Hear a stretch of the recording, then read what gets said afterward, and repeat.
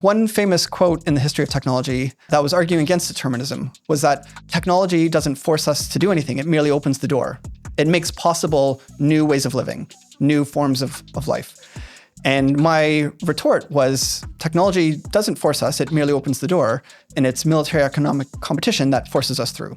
So when a new technology comes on the stage, many groups can choose to ignore it or do whatever they will with it. But if one group chooses to employ it in this functional way that gives them some advantage, eventually the pressure from that group will come to all the rest and either force them to adopt or, lead the other group to losing their resources to the new, more fit group.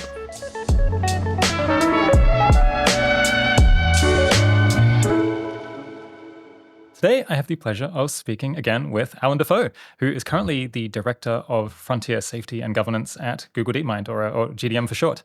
Before that, he was the founding director of the Center for the Governance of AI. He was also a founder of the Cooperative AI Foundation and is a visiting scholar at the Oxford Martin School's AI Governance Initiative. And I guess before all of that, you were an academic in the social sciences studying technological determinism, I guess great power conflict, the big piece theory, that kind of thing, which I guess we're going to get a little bit of all of these different pieces of your work today. Thanks so much for coming back on the show, Allan. Thanks, Rob. A pleasure to be here. So later on, we're going to talk about the frontier model evals, as well as why you think cooperative AI might be about as important as aligned AI.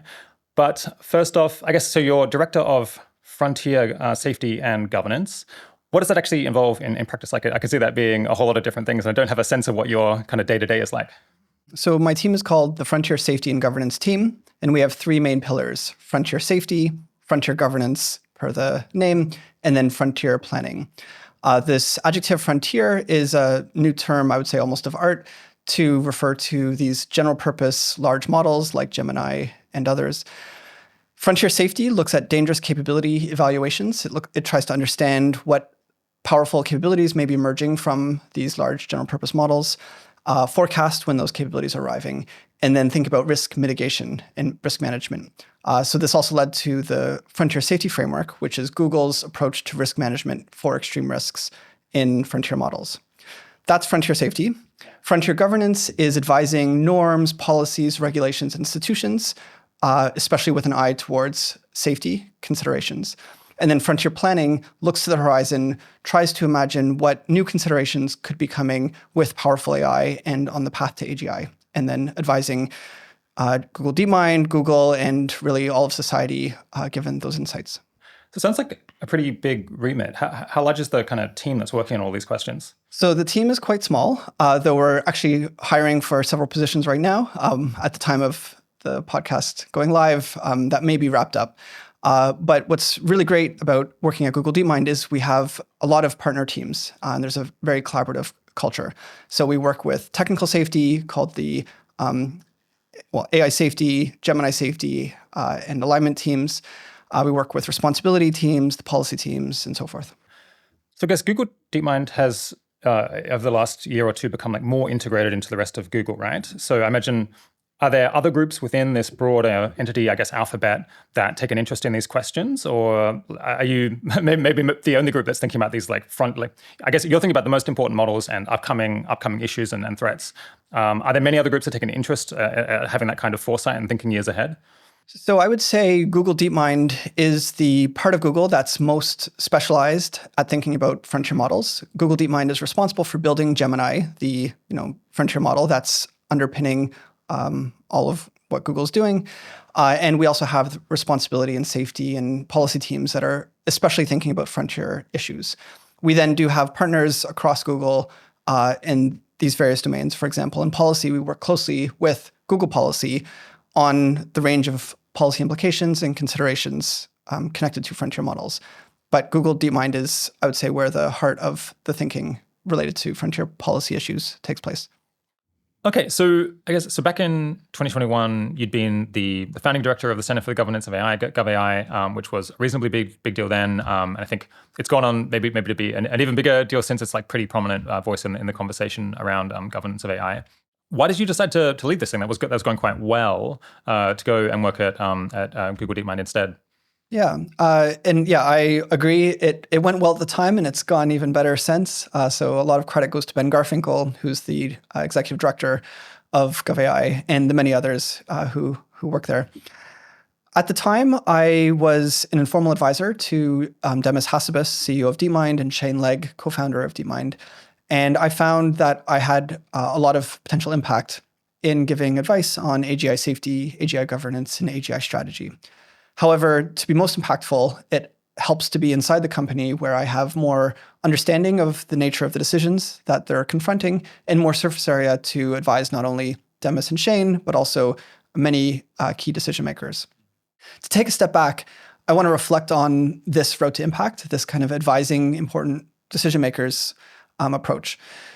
I would say one lesson I've drawn from history is that often in these pivotal historical moments, in crises or in very high leverage historical moments, a lot depends on the behavior and the ideas and the very character of key individuals in history. And Alexander Hamilton, the musical portrayal, it's like who's in the room, what decisions are made in the room. And so I think that's true. I think when you look at history, especially in these pivotal historical moments, it's incredible how much the ideas that people coming into the room had, the resources, the insights that they had available for what the solutions that they construct. So that argues for advising people who will be influential and on these important historical developments. And I think AI and AGI is my view, one of the most, or probably the most important historical development. And I think Demis and DeepMind are very likely to be influential in the ongoing, have been so far, in the development of AI and AGI. There's a second part of this, which is that in addition to advising influential decision makers, it's that of the idea of boosting decision makers who have the kind of character you would want in critical decision makers. So do they have the sensibility? In my case, are they aware of the full stakes of what is happening? Are they safety conscious? Do they have the technical and organizational competence to pull off what needs to be built? Because if you sort of have clumsy hands, even if you have good intentions, that may still lead to a bad outcome. Finally, do they have wisdom to be able to make these very hard decisions that have complex and certain parameters around them? And in my view, Demis and I think again Shane, to mention, are extremely impressive individuals for these properties, for their safety orientation, to their broad perspective on the stakes of the issues, to their wisdom and broad character. I also do want to, I guess, reflect on GovAI. During my time, it produced a lot of great work and great people. It's since gone on, I think, to produce even significantly more great work and great people. So Ben Garfinkel's done a great job. It's interesting reflecting on some of the people who've gone through GovAI. So one person who worked very closely with me at the time is Jade Long. She used to be head of sort of my partner team at OpenAI and is now the chief technology officer at the UK AI Safety Institute. A number of other very prominent people in AI safety and governance similarly have gone through GovAI. Marcus Enderlong, Robert Traeger came through. Anton Kornek is a prominent economist who's done some work there.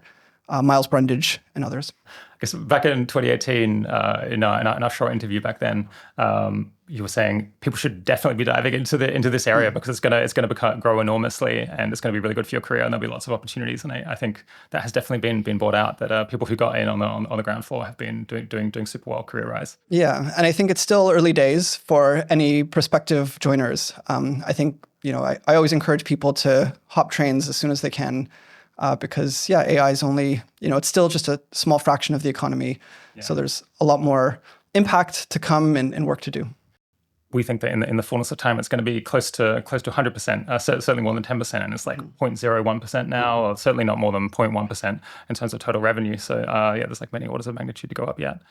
Let's open though by talking about the work that you did in your previous incarnation, which was as an academic. So I think you did your thesis, back in the early 2010s on technological determinism.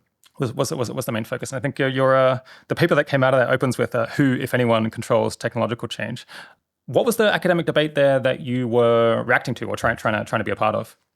Yeah, so my academic trajectory had a number of chapters. So the first was on technological determinism, which we can come to just for completeness. The second was on great power politics and peace specifically, which actually led to a lot of work that continues to be relevant, I think, to the question of AI and AGI governance.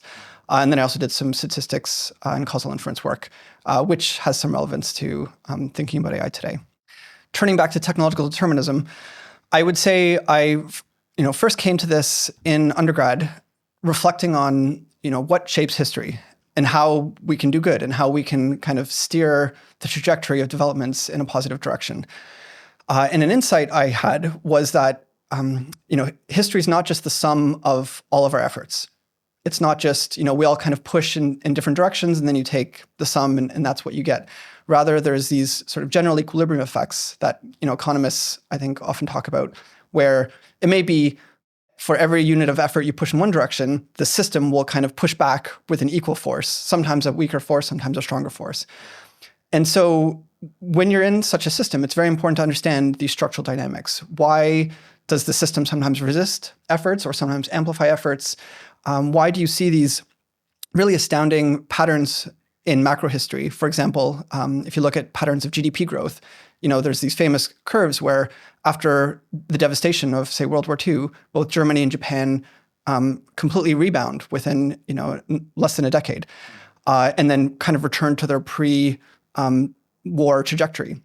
And we've seen Moore's law, which, is just an astounding trend. It's not just that it continues, that transistor density is increasing exponentially. It's very much a line. So it's you can predict where we'll be quite precisely years in advance. We now have scaling laws, which have given us sort of our generation's Moore's law, which again seems to allow us to predict years in advance how large the models will be, how capable on for example, on loss and so forth. There's a number of other, macro phenomena that seem quite persistent. The growth of civilization. I talked about or looked at these trends in what you can call the maximum. So maximum energy processing of a civilization. Also things like the height of buildings, the durability of materials. Really, there's just most functional properties of technology over time have gotten more functional. So like the speed of transportation and so forth. Robert Wright, in summarizing the literature, writes that archaeologists can't help but notice that as a rule, the deeper you dig, the simpler the society whose remains you find. There's more generally, I think, an observation, which is almost a truism, that certain kinds of technology are so complex or difficult that they come after other forms of technology. It's hard to imagine nuclear power coming before coal power, for example.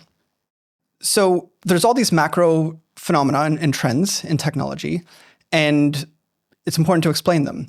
Now, this naive explanation would say, if history is just the sum of what people try to achieve, then it's human will that's produced all these trends, including, the reliable tick-tock of Moore's law. But not all the trends are positive. I know you've reflected on the agricultural revolution, which evidence suggests was not great for a lot of people. The median human, probably their health and welfare went down during this long stretch from the agricultural revolution to the industrial revolution. Of course, it gave rise to inequality, warfare, and various other things. And there's other trends that different societal groups resisted. So in short, I don't think the answer is history is just the sum of what people try to do. It depends, of course, on things like power, on timing, on the ecosystem of what's functional and what's possible and what's not, on what technology enables. So I wanted to make sense of this. The thing that we have to try to reconcile here is that on the one hand, we see these trends that seem like they're not really responsive to any person's particular decisions. They're acting almost like it's a little bit like the psychohistory in Foundation, where you just have these like broad trends where everyone is just an ant in this broader process, and it's not obvious that anything that any particular individual did was able to shift things. On the other hand, technology, at least so far, doesn't have its own agency. It does seem like, in fact, it's humans doing all of the actions that are producing these outcomes. And couldn't they, in principle, if they really hated what was happening, try to shift it? I mean, we feel like we have agency right now over how society goes, or we feel like we at least have some agency. So how do you reconcile this macro picture where it seems like humans don't have that much control over technology, at least historically, with the micro picture where we feel like we do now? Am I understanding it right? Definitely. Some of these earlier theorists of technology and scholars of technology, this is in the sort of 60s to 80s, even endowed technology, this abstraction, with a sense of autonomy and agency. Like technology was this driving force, and often humans were along for the ride. So Langdon Winner was one of the most prominent scholars, talked about technology having autonomy. Lewis Mumford talked about the machine as this capital M abstraction that is driving where society is going, and humans just support the machine. We are cogs to support it. Jean-Jacques Ellul referred to la technique, which is the sort of the functional taking over. And he had this metaphor that humans make a choice, but we do so at the under coercion, under pressure from what is demanded of us. And la technique is the answer. So I think there were these scholars and others who really did endow technology with this kind of agency. Then a later generation criticized them, saying this abstract technology is an abstraction, a very high-level abstraction, almost poorly defined. And when you actually look at history in detail, in the microscope, where's technology? You don't see the machine, in the room. Is the machine with us right now? You see people with ideologies and ideas and interests making decisions. And I would say this led to a revolution in the study of technology towards what's been called sort of social constructivism. This looks at, methodologically, it's more ethnographic or sociological. It looks at the details of how decisions were made, the idiosyncrasies of technological development, the many dead ends or detours, the fact that early on in the development of technology, people didn't know what the end result was, and they had many visions that were competing. And so it wasn't sort of foreordained that the bicycle would look the way it does or the plane would look the way it does. And I would say, well, for my personal intellectual trajectory, the PhD program I started in was one of the prominent departments working on this at Cornell. And for me, this was a surprise because I really wanted to explain these macro phenomena. And the answer I got from this department was, this is wrong. This is technological determinism. It is what scholars have since referred to as a critic's term. It's sort of anyone who actually advocates technological determinism it's a straw man position. No one is serious about this. So this whole generation of these sociologists and historians of technology really looked at the micro details of how technology developed and dismissed these abstractions that technology can have autonomy, can have an internal logic of how it develops, can have these profound impacts on society that, we name revolutions after technology, the agricultural revolution, the industrial revolution, and so forth. In this paper, it seemed like the constructivists in their reaction to this determinism were really sticking out a relatively extreme opposing position where they were almost suggesting that, it's always human responsibility and people always have choice over what technologies they adopt and what form it takes. Am I understanding that right? Yeah, in a way, I would say the debate was never directly had or rarely directly had. It was often indirect. So in defense of the constructivists, I think they were asking different questions. Or more importantly, they had different tools. They had the tool of ethnography and sociology, and they were answering questions that those tools allowed them to answer, which were, the answers were narratives based on the conversations that were that took place, the decisions that were made. And to explain macro phenomena, those tools are not well suited. So I do think there was a mistake that was made, which was to dismiss the claims about macro phenomena and technological determinism in the pursuit of the questions that they had. And I think it's a real loss for the history of technology that so little work has since been done on these bigger macro questions.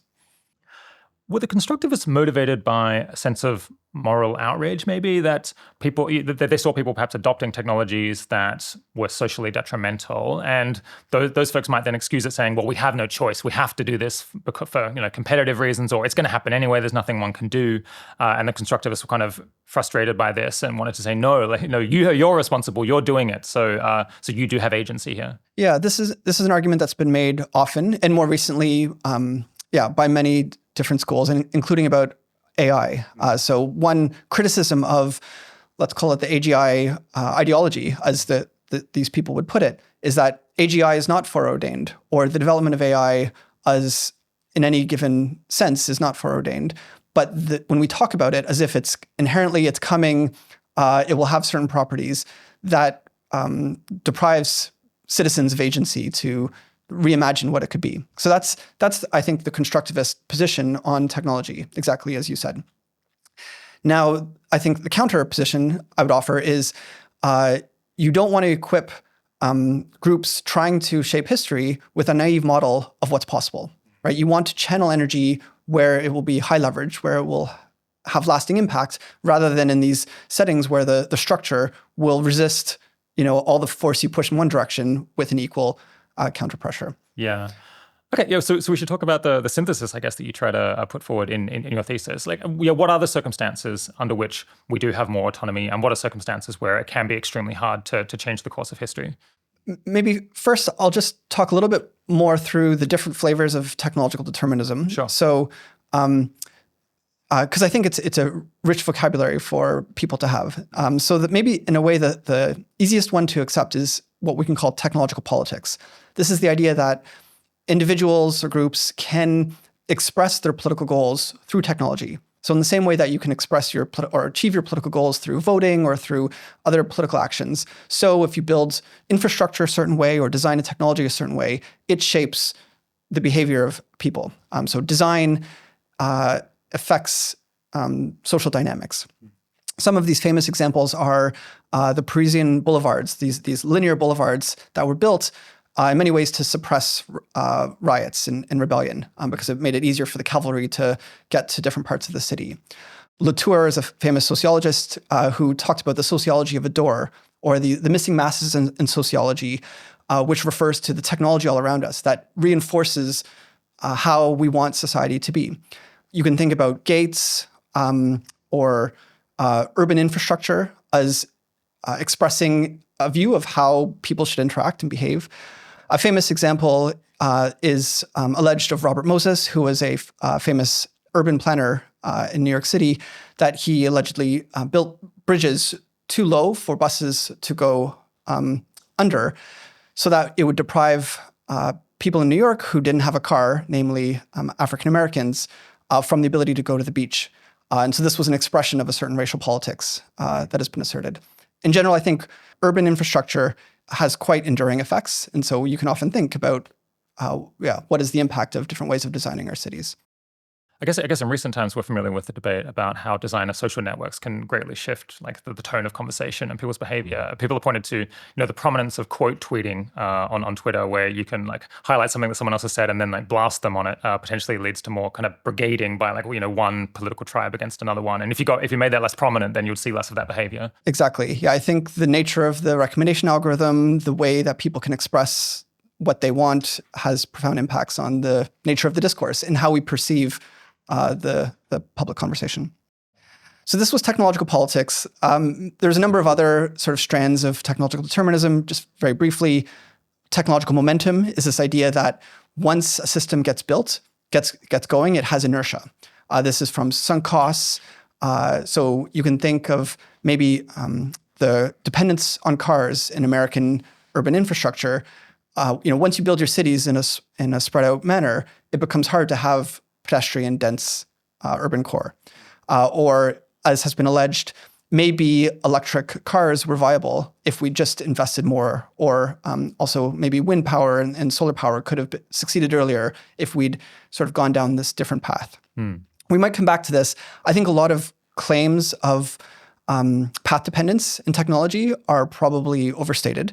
That, again, coming back to the structure, some technologies and some technological paths were just much more viable. And even if we'd invested a lot early in a different path, I think often it is the case that this kind of the path we went on was likely to be the path we would have been on because of more the costs of and benefits of the technology than these early choices that people made. Yeah, I guess the extreme view would be to say, oh, well, we could have had electric cars, or we could have gone down that. I guess we did have electric cars in the 20s, I think, but we could have gone down that path in a more full-throated way as early as that. I guess the moderate position would be to say, well, no, that wasn't actually practical. There were too many technological constraints, but we could have done it maybe 5 years or 10 years earlier if we'd foreseen that this would be a great benefit and decided to make some early costly investments in it. Yeah, and then to make the counterpoint of there's sort of a certain time when the breakthrough is ripe. I think in AI, this is often the case that insights about gradient descent and neural networks occurred much earlier than when they had their impact. And it seemed they needed to wait for the cost of compute, the cost of flops to go down sufficiently for them to be applicable. And you could argue, well, what if we had the insight late? I think, once flops get so cheap, it becomes much more likely that someone invents these breakthroughs because it becomes more accessible. Any PhD student can experiment on their, what they can access. So there is a kind of seeming inevitability to the time window when certain breakthroughs will happen. It can't occur earlier because the compute wasn't there, and it would be unlikely to occur much later because then the compute would be so cheap, someone would have made the breakthrough and then realized how useful it is. Was there another school of technological determinism? There's other flavors. So I guess another concept that's emphasized is that of unintended consequences, something we know a lot about. But Langdon Winner points to this notion that as we're inventing technology after technology, we run the risk of being on a sea of unintended consequences, right? So the future of history is not determined by some structure, nor by our choices, but just by being buffeted one way or another by the stumbling from one blunder to another. Yeah, and sometimes it's positive, sometimes it's negative, and I think there's truth to that. That often, a technology comes along, and then it takes us some years to fully understand what its impacts are, and then to adapt and hopefully channel it in the most beneficial directions. Yeah, there's definitely some effect like that. I guess the people who really highlight that, I think they're exaggerating sometimes the scale of the negative side effects from technology, where I guess setting aside some particular cases that we're particularly focused on, it seems like the negative side effects of technology in general have gotten kind of smaller at each generation of technology. That we do solve more problems than we create on average is kind of my take. Yeah. Yeah, should we come back to the synthesis? Sure. Yeah. So maybe the last big part of it is, again, these macro phenomena and trying to explain them. And so I guess the scholars most working in that, I would say, are macro historians, macro economists that are trying to explain, and political scientists that are trying to explain these long-run trends and things like the spread of democracy. So the synthesis is that, well, one observation that led to the synthesis is that the more micro your observation, the closer to people, to the day-to-day, the more likely you were to conclude a constructivist explanation.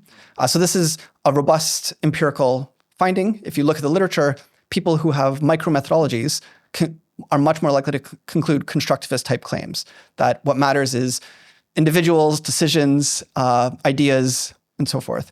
Whereas the more macro your methodology and your aperture, the more likely you were to conclude a more deterministic set of claims. And so we have a puzzle there. I'd say some of the constructivists concluded that's because the macro scholars are too high. They allow themselves the error of imputing agency to technology because they're so far from the data. And I think that's an unfair characterization. Rather, I do think there's emergent phenomena at different scales of analysis. And so we should give the macro phenomena its due and try to explain it. One analogy that I've offered here is, imagine this hypothetical science of wave motion. And so we have a group of scientists who emphasize wind, right? It turns out when the wind is blowing, that affects the ripples on top of the water. And then another community is based on kinetic impact. So they say, look, when we throw rocks into the water, it produces waves. And that's their kind of preferred theoretical framework. And then there's this kooky macro water phenomenologist who says, I've been noticing that whenever the moon is directly above us, the water level is at its highest point. And then when it's at the horizon, it's at its lowest point. And I've traveled all over the world in this pattern is robust. So I will offer this, moon determinism that, the moon explains water levels. And the wind and the kinetic scientists would be mistaken to dismiss the moon determinist simply because the moon determinist doesn't have a micro mechanism. That person, there's a challenge to that finding, namely, how do you explain this pattern? Because there's no known micro foundation that can explain why the moon is sort of pulling water. But of course, we know that is in fact, what it's doing. Yeah. And so I think there's a similar result in macro history, that there are these patterns that need to be explained. And the fact that we didn't have a micro foundation isn't a reason entirely to dismiss it, but it is a challenge. So what is a possible micro foundation? The one I offer hinges on military economic competition. And the key idea is that there's levels of selection. So at the local level, you and I can make a decision about what we do right now, maybe if we wanted to build something, the technology we build. And that just depends on us, on our ideas and so forth. But if we really want to get going, if we want to, we build a new kind of art and we want it to be everywhere, then eventually we're going to need resources to pay for it. And maybe it can't be too opposed by other groups. And so eventually we run into these other forces. And I think when you think about ways of living, which is kind of a general term for socio-technical systems, for civilizations, they do run into resource constraints. They need resources to sustain themselves and then to proliferate, which they typically want to do. And so that involves economic competition over resources and over capital. And then the military aspect is always important because throughout most of history, military competition was ever present. Even if you had decades or hundreds of years of peace, eventually there was military competition from a neighbor, and that provided sort of a higher level of constraint on what ways of living were possible. Yeah, and I guess even if there is an active war, kind of everyone's living in the shadow of violence, I think is the term, that they're anticipating that there could be war in future, and maybe if they don't play their cards right, then they would be vulnerable to aggression. Yeah, and we could add a higher level of selection. So in my thesis, I did put sort of environmental selection on top of military and economic. There were these sort of circles of selection, in the sense that civilizations that might be fit for the economic competition and military competition may nevertheless not be sustainable with their environment. And that could be another source of failure to sustain itself and proliferate. So you can imagine, again, these layers of selection. I tended to put, environment at the top, military, economic, and then you might put culture, and then you can put psychology or more local dynamics lower down. One famous quote in the history of technology that was arguing against determinism was that technology doesn't force us to do anything. It merely opens the door. It makes possible new ways of living, new forms of life. And my retort was, technology doesn't force us. It merely opens the door. And it's military economic competition that forces us through. Mm-hmm. So when a new technology comes on the stage, many groups can choose to ignore it or do whatever they will with it. But if one group chooses to employ it in this functional way that gives them some advantage, eventually the pressure from that group will come to all the rest and either force them to adopt or lead the other group to losing their resources to the new, more fit group. So that seems, in a sense, very obvious. Why do you think the constructivists were missing this, or why didn't this kind of stand out to them as an important, effect? Yeah, well, I'm glad you think it's obvious. Maybe because of my background. Yeah. I mean, I think again there was this, let's not underestimate the bias that comes from a scientist using the tools that they prefer to use. Looking under the lamplight. So the constructivists were very good at ethnography and sociology and this kind of daily life history, this close-up microhistory. And when you look that close, you don't see the machine exerting its force. Military competition at a macro historical level is ubiquitous, but at a micro historical level is rare. Wars are rare, and as you said, much of the effect of this military economic competition is through how people internalize that threat. And so then you can equally say, oh, it's not this competition that's driving behavior. It's the ideology of capitalism, of military greatness that is driving the behavior.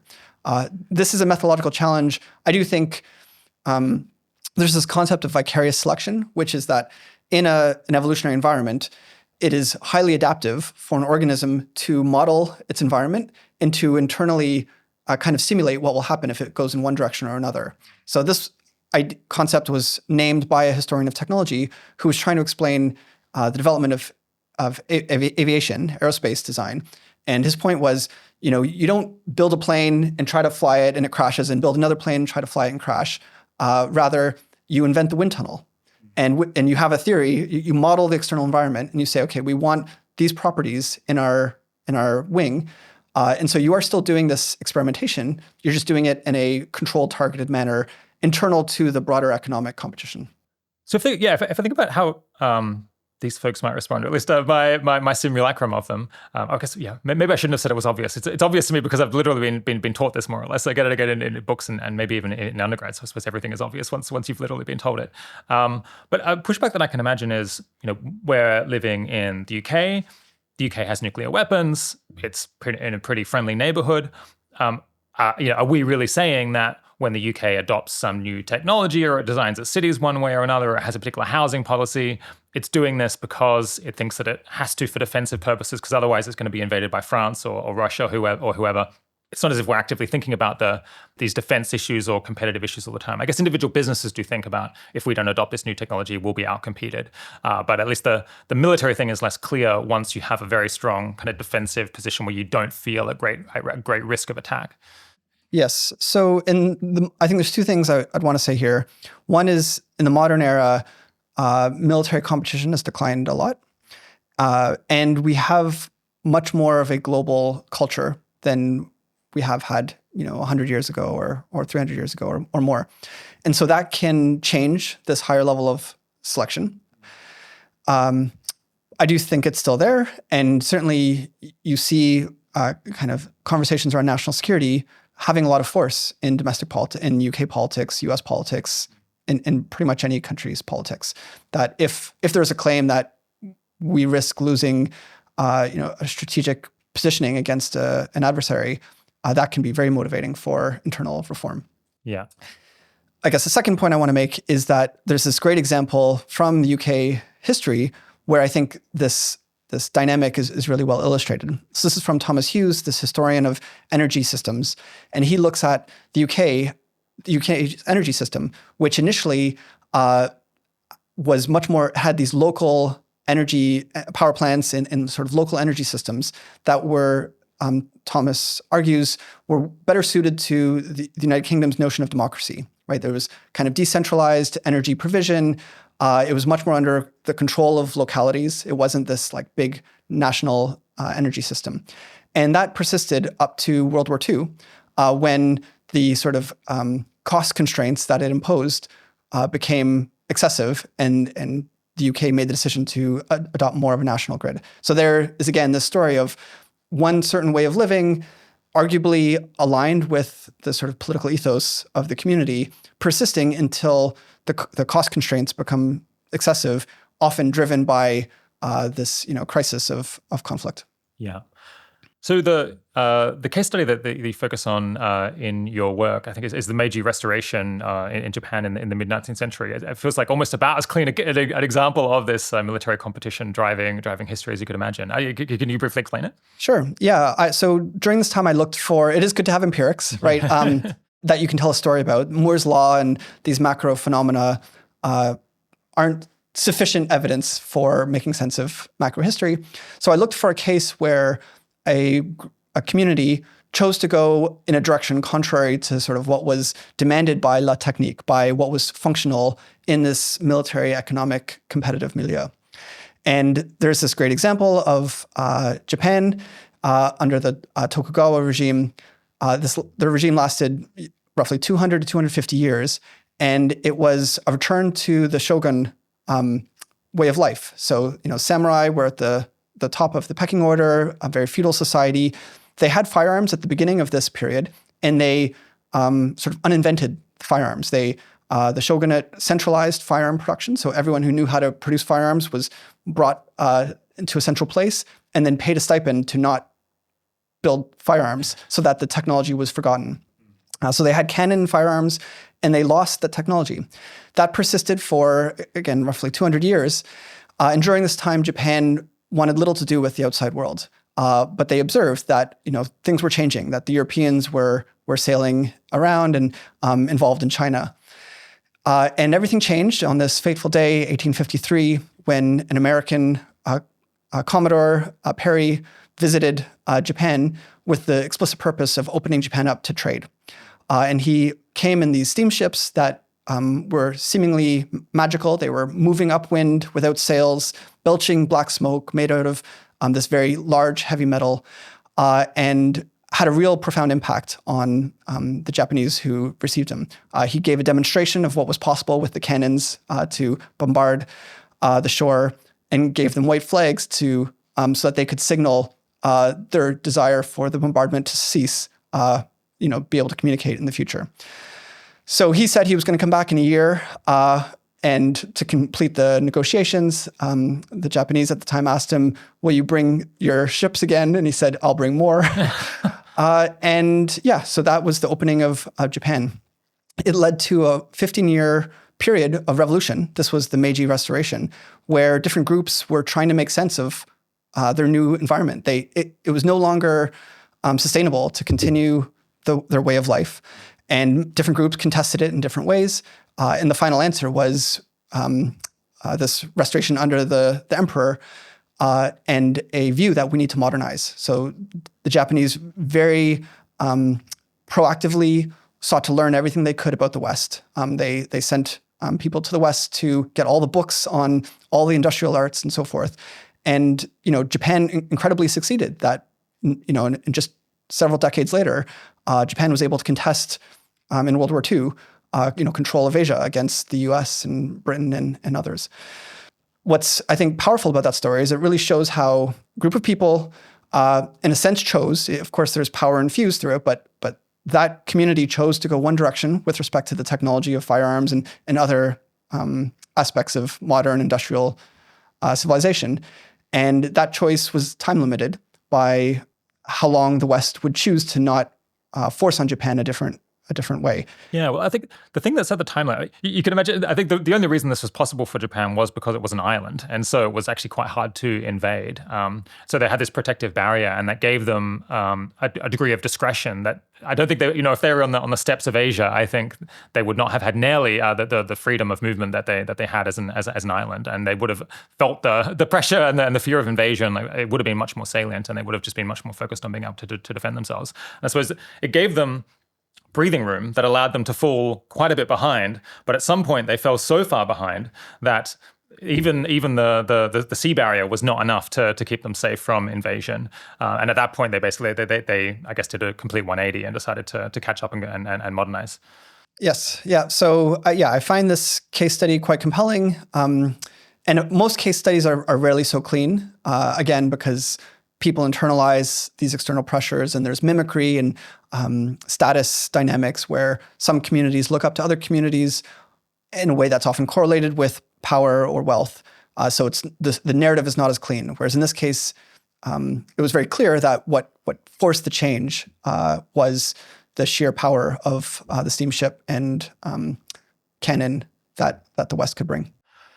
So I guess the reason we're talking about technological determinism is that many people in our circles are very focused on this idea of differential technological development. I guess a related, more recent idea was defensive accelerationism, which is that the way that we want to try to shift history in a positive direction is shifting the order in the development of technologies, or advancing some particular lines of science and research to try to get them ahead of other ones. And I guess you want to advance the ones that you think are generally making the world safer, so that you have more of those technologies by the time other more risk increasing technologies arrive on the scene. What does the discipline around technological determinism say about whether this is a viable pursuit and a sensible approach to trying to influence history in a good direction? Yeah, great question, and a big question. To give a bit more color on differential technological development, which is a very clumsy term to say, but the community hasn't come up with a cleaner term. I guess you can think of, to motivate it, maybe the best example is the seatbelt. The seatbelt seems like something we could have invented before the car. You can imagine faster moving vehicles and the value of restraining a person from, in the event of a collision. So it doesn't seem like it requires the invention of the capability, the combustion engine in the car, in order to invent the seatbelt. And so in principle, we could have invented the seatbelt before the car and then had it ready to go as soon as cars were diffusing, so that we didn't have to wait decades for the seatbelt. This is an example of safety technology that pairs nicely with the capability to make the capability safer. And there's other examples that would make it more beneficial in other ways. Another class of technologies or interventions are when you can develop the countermeasures or societal defenses for the capability that has these adverse byproducts. An example there would be a vaccine. So if you know that potential disease could come, if you can develop the vaccine in advance. A third category is a substitute. So an example often given is whether wind power or solar power could have been made more cost-effective than fossil fuel-based power. And so, if the cost curve was such, then we would have invested more in these sustainable energy sources, and then civilization would have gone down that path rather than a more fossil fuel-dependent path.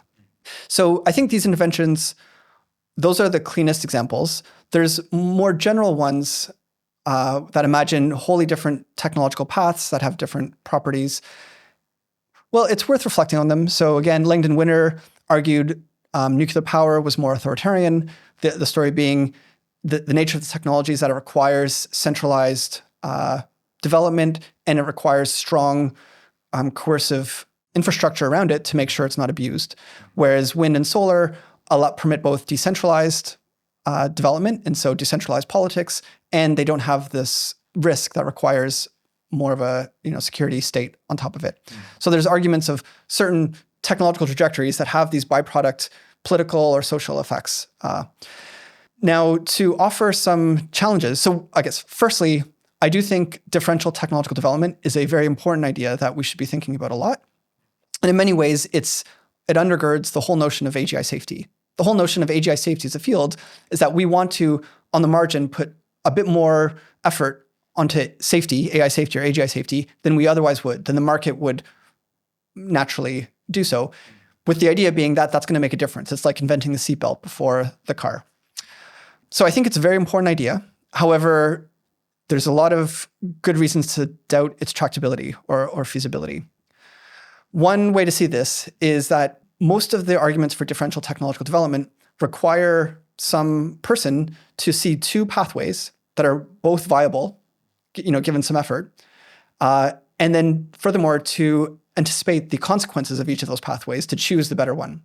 And these things are hard. First, it's quite hard to know what is the next viable step in technological development, right? If you know that, you can make a great business. That's like the market is very hungry for that insight. And so you should think it hard to find two of those to be at the point where you can have this marginal choice, right? Again, it has to be a marginal choice that others aren't already pursuing in order for it to be an intervention. Or you have to convince, a resourced actor to choose to go in one way or another. And then there's the second stage, which is you have to predict the consequences of going down one path or another, which is extremely hard. You have to anticipate the full sequence of technologies and the tree of technologies that will spawn off of one path versus another, and then the many direct and indirect consequences of those technologies. And we know from the study of technology and just from our attempts to make sense of technology that it's just very hard to foresee the direct effects and second order effects of technology. So that's a bit of pessimism. Coming back to the technological determinist perspective, I think this notion of technological momentum would say there is this path dependence in directions you go down. You build up expertise, you sink investments. So it is important at the beginning of major investments in a new infrastructure. When you find yourself making these large investments, ask, is this going to sink costs? Is this going to make it harder for us to choose a different path in the future? And reflect, are there other consequences we should be weighing before we go down significantly in a certain direction. I mean, in the archetypal case that we're talking around here with artificial intelligence and AI alignment methods, doesn't feel, well, on one hand, you got to say, well, we've got to have like two different viable paths where, some incremental effort might push us in one direction versus another. It doesn't feel quite as binary as that, because you can imagine almost everyone thinks that AI companies are going to put some effort into alignment. They do care that the models do, broadly speaking, what's being asked. And the idea is, well, we just want to do more. We want to do more of that than the market might provide. So it's not that we're choosing between aggressively non-aligned AI that someone really wants. It's more just trying to go even further on this thing that most people are going to regard as desirable and want to incorporate if it's practical. And then in terms of deciding whether this is actually a better path, is it actually going to have better consequences?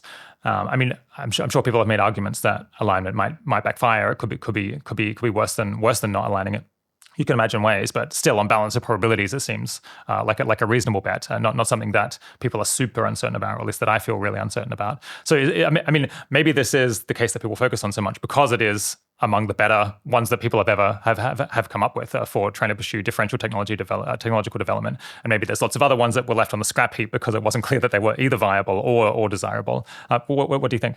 Yeah, so I agree that safety and alignment are on net very beneficial bets that we should be investing heavily in. So I agree with that overall assessment.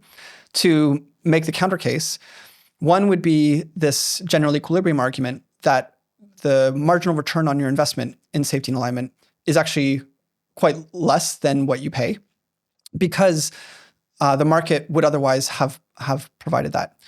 So to motivate this, you can reflect that the success of AI assistants today are very much constrained, I think, by their ability to be aligned and safe. Safety and alignment is a huge priority for developers because if they're not, then they will not be good products. So the market already is providing a huge motivation for advancing this field. As it happens, these techniques of RLHF, reinforcement learning from human feedback, which is one of the key alignment techniques, and then I think constitutional AI is another nice one, were developed by individuals who are motivated by AGI safety and supported by those resources. Maybe that brought the technology forward a few years, but the counterfactual, imagine we had no investment in AI safety and alignment, maybe it delays it 2 years until the market demands we solve this problem, and then other researchers rise to the challenge. So suppose the smart ALEC response to reinforcement learning from human feedback being developed by alignment and safety-focused people and then applied to make AI useful and economically valuable across all kinds of different domains is to say, well, you've wasted your time. Maybe you've even made things worse by speeding them up, which you didn't want to do. On the other hand, it seems like a reasonable reaction to say, well, like, what's your plan? To not develop any of the technologies that actually makes AGI work? That doesn't really seem like an alternative. Surely that would just delay things at best. And we need to get to this. We need to get to the point that we're at now at some point sooner or later, right? But I guess you're saying, even if it's not actively detrimental, it could be kind of useless because, well, the market, GDM or some other group would have realized that we needed the equivalent of reinforcement learning from human feedback to make it work. And so they just would have done it at some later time anyway. So the effect of your work has kind of just been undone. Yeah. And so again, to reiterate, I think the bet on safety and alignment and interpretability are very good bets on net, so we should keep doing them. But on the margin, I guess what we want to do, and I think sophisticated individuals in this space are thinking this way, is look for what work in safety and alignment would not otherwise be done by the market in time. And this is maybe where the AGI safety and AGI alignment points to. It asks, what's the seatbelt for AGI? What are the guardrails that we need for AGI that the proto-AGI, the pre-AGI system would not, the market would not motivate us to find the solution for those systems.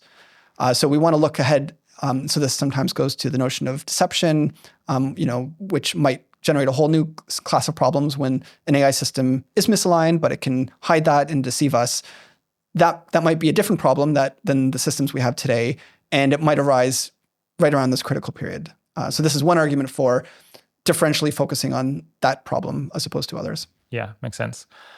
Okay, let's push on from technological determinism and talk about this research agenda that you've been involved in, I guess, promoting and elaborating called cooperative AI. I mean, yeah, as we've been saying, the main focus, I suppose, of differential technological development thinking with regards to AI has been alignment for many, many years. But you and some co-authors in this paper back in 2021 said there's this whole other cluster of behaviors that we might like to speed up the development of around cooperation that you think could be similarly important, or at least on the margin could be similarly important because people aren't really talking or thinking about it. How do you define cooperative AI, and why do you think it's quite key? Yeah, great question. And the answer will be extensive because the whole theoretical framework around cooperative AI is sort of large and complex. One way of putting it simply is that alignment is insufficient for good outcomes.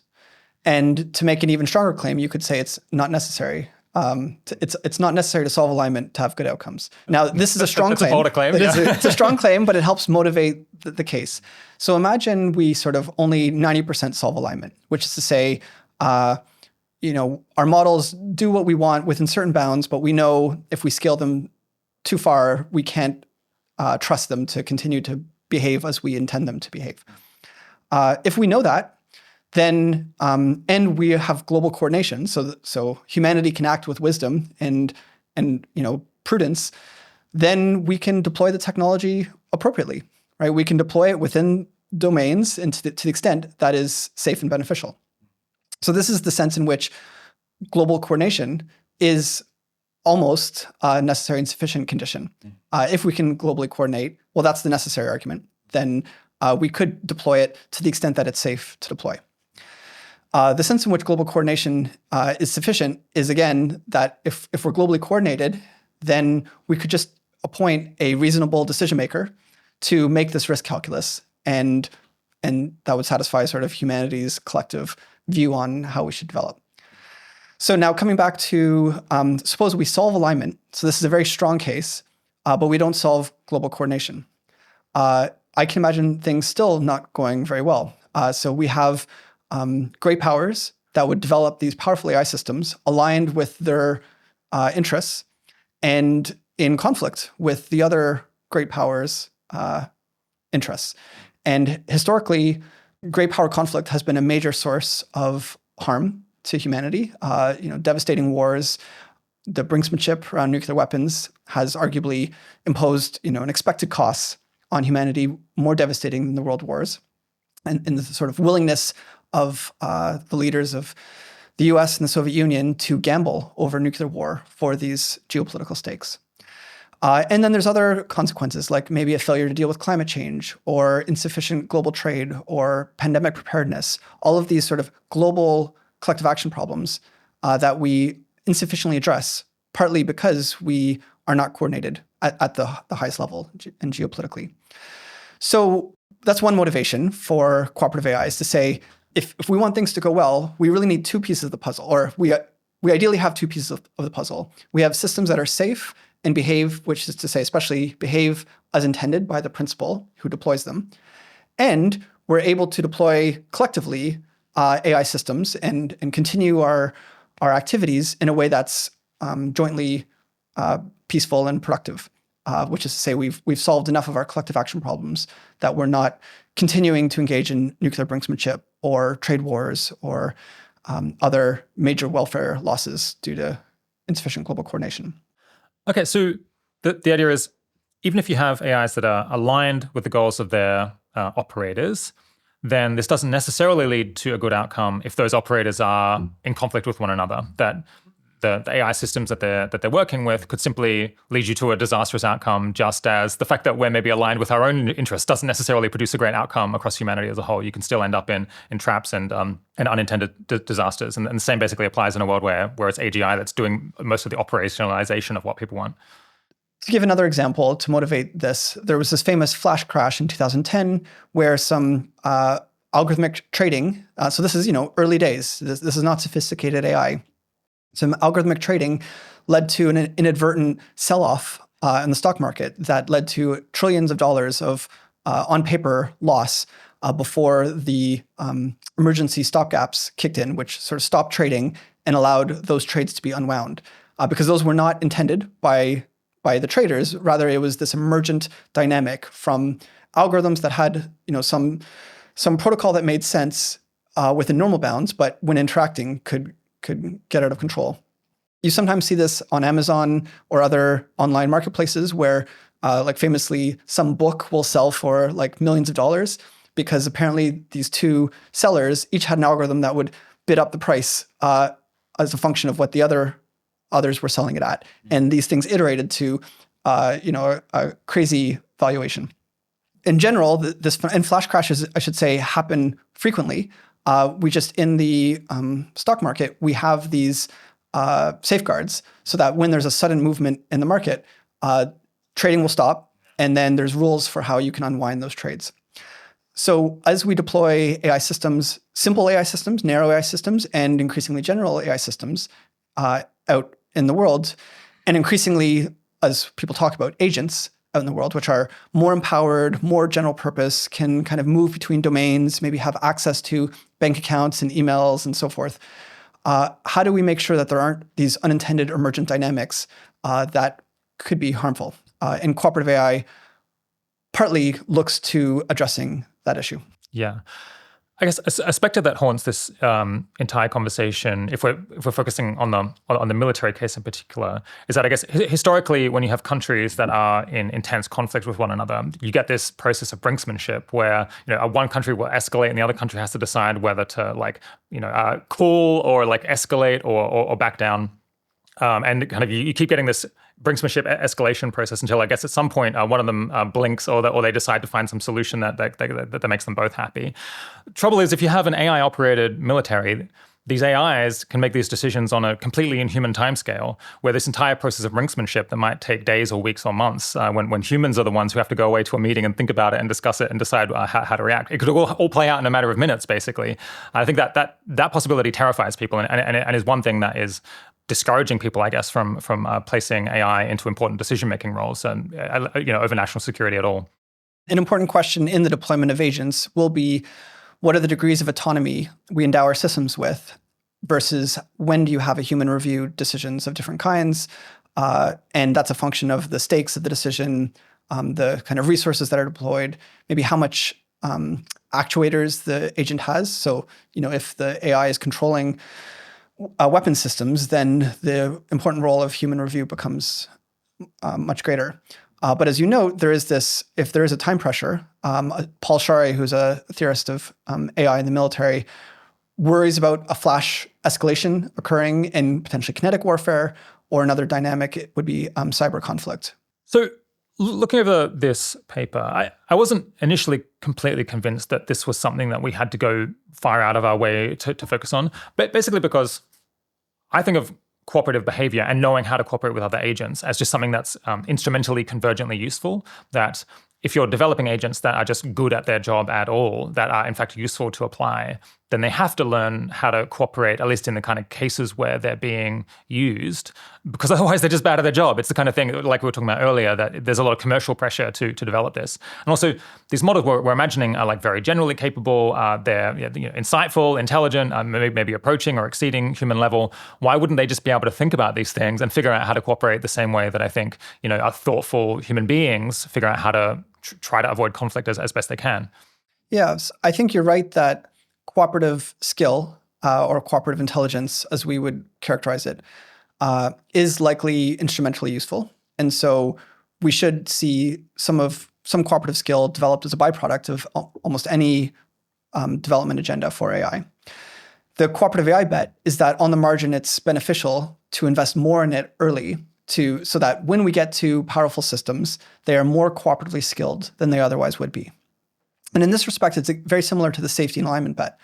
Again, safety and alignment is something that is likely to be developed by default to some extent. The bet, though, is that it's worthwhile for us to invest energy early so that we're further ahead on safety and alignment than we otherwise would be. The seatbelt comes earlier. This cooperative sophistication and skill comes earlier relative to the level of capabilities of the agents that are out in the world. I guess, well, we've talked about the military issues with cooperation, but that's like a pretty extreme case. And I imagine there's a lot more other more mundane examples where cooperation could be useful. Do you want to give a couple of those? Yeah. So much of society is bargaining interactions. So economic exchange, whether it be on some marketplace to sell used goods or actual marketplaces to, like the financial markets. and or major corporate deals. And there's a lot of welfare gain that can be had if we can strike deals more efficiently. If when two parties can be made better off, they reach that understanding. Right now, we bargain through existing protocols and institutions that are human built. In principle, AI could be much more effective, or at least an AI human team could be much more effective. There's exotic solutions, like maybe you could put your AI delegate in a box with my AI delegate, and then we have them bargain. But then all that we let come out of the box is the proposed solution. And that may, in fact, solve some bargaining problems. Whereas often the challenge is in the act of bargaining, we reveal private information, which could give the other side an advantage. And so that leads bargainers to withhold information, to bargain slow, to demonstrate resolve, or signal that they have a good outside option. And this idea of put your agents in a box, and the agents know that the only thing that they can do is output the solution or say there's no deal, could dramatically change the nature of the bargaining dynamic, so that we're much more often going to get a solution and in a way that involves less of this costly signaling that typically takes place. Yeah. There's other ways that I thought it might be easier for AIs to cooperate than it is for humans. I mean, one thing is that they just have a much higher bandwidth of communication. They can actually just send an enormous number of words, have a very lengthy conversation where humans just wouldn't regard it as worth it in order to try to reach some bargaining outcome. I guess also they can commit to act in a particular way because you can just copy them and demonstrate that in a given situation, a model will accept a particular kind of bargain consistently, and then say, well, so all of the exact copies of this piece of software will do the same thing, right? So I've created this cooperative software, and you should trust me. That's not something that you can easily do with human beings. I guess we try to look at their historical track record to learn what they're like, but here it's even easier to get to judge the character of an AI model. Are there important ways that it could be more difficult, or that it's less straightforward for AIs to cooperate with one another than humans? Yes. So great question. You may have to remind me to come back to it as I answer, because there's a lot here. So first I want to clarify, the cooperative AI bet is sort of a portfolio bet. It says there are many cooperation problems at present and in the future between AIs, which is what we're mostly focusing on, but also between AIs and humans, human and human cooperation. And the bet is that on the margin, if we put in effort now, AI might help us with these cooperation problems. So it could help two humans cooperate better. It can also help the future AI systems cooperate, or AI systems and humans cooperate. I'm making this distinction partly because I think one very promising direction is AI systems that can help humans reach solutions. So we were just talking about this bargaining setting where there's some conflict of interest. Another, maybe more pro-social example is where people are trying to do political deliberation. We're trying to find out what is the right course of action for our community, for our municipality, or our family, or our nation. And we have a set of tools for doing that. These institutions of deliberation, the press, voting, and so forth. And AI could dramatically potentially help humans better find the course of action that they would want to pursue.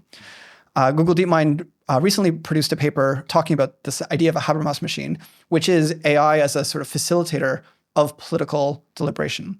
And what they find is that language models today can actually serve as a useful tool to summarize the political views of a range of people about some actual policy issue, and then to articulate a consensus, a detailed, productive consensus that the people will sign on to.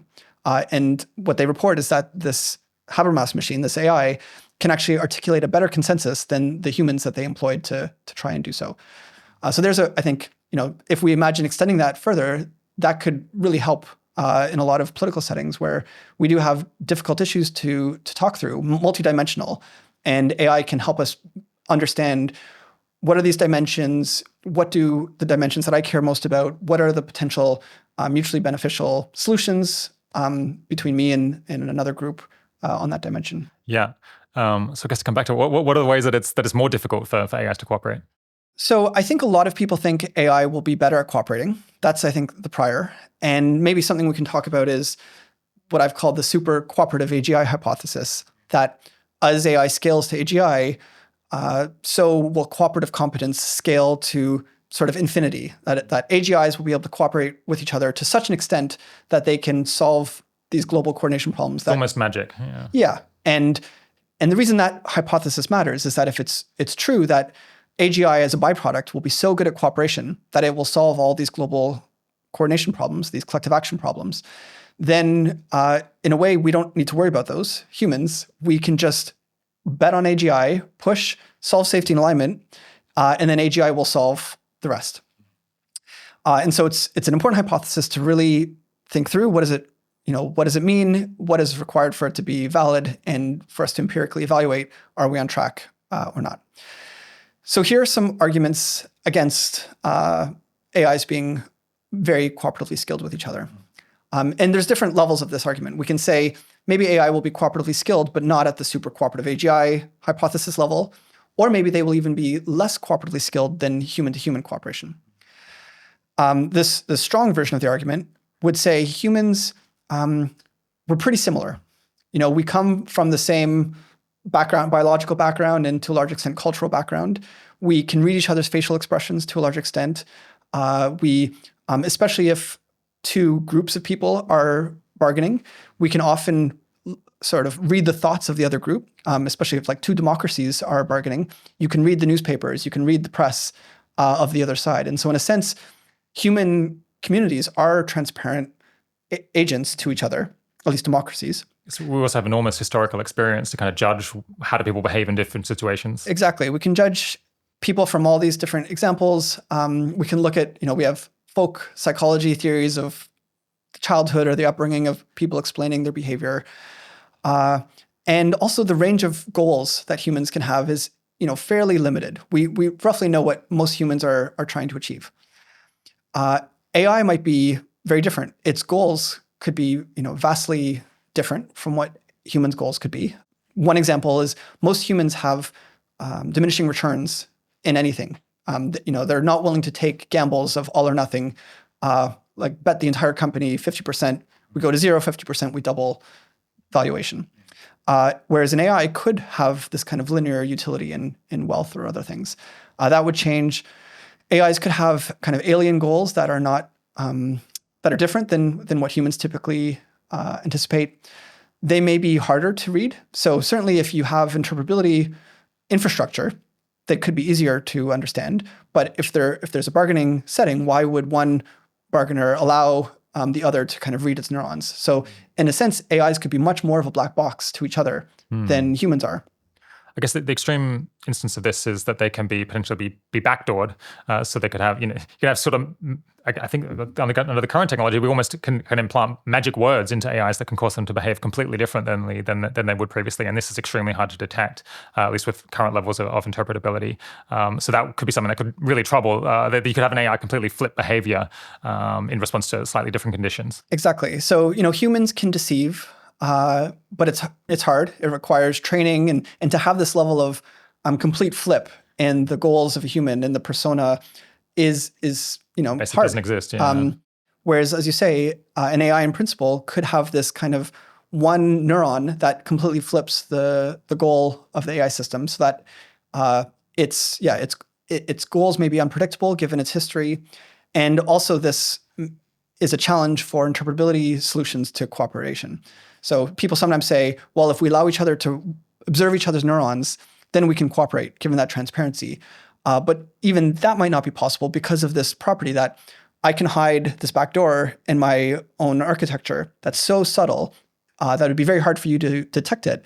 But that will completely flip the meaning of everything you're reading off of my neurons. This is slightly out of place. What I mentioned, this crazy idea that you could use the possibility of having backdoored a model to make it extremely undesirable to steal a model from someone else and apply it. You can imagine, the US might say, well, maybe we've backdoored the models that we're using in our national security infrastructure so that if they detect that they're being operated by a different country, then they're going to completely flip out and behave incredibly differently. And there'll be almost no way to detect that. So that could be, I think it's a bad situation in general, but this could be one way that you could make it more difficult to hack and take advantage or just like steal at the last minute the model of a different group. Yeah. So arguably this very notion of backdooring one's own models as an anti-theft device, just the very idea could deter model theft it makes a model a lot less useful once you've stolen it. If you think it might have this, call home feature, or behave contrary to the thief's intentions feature.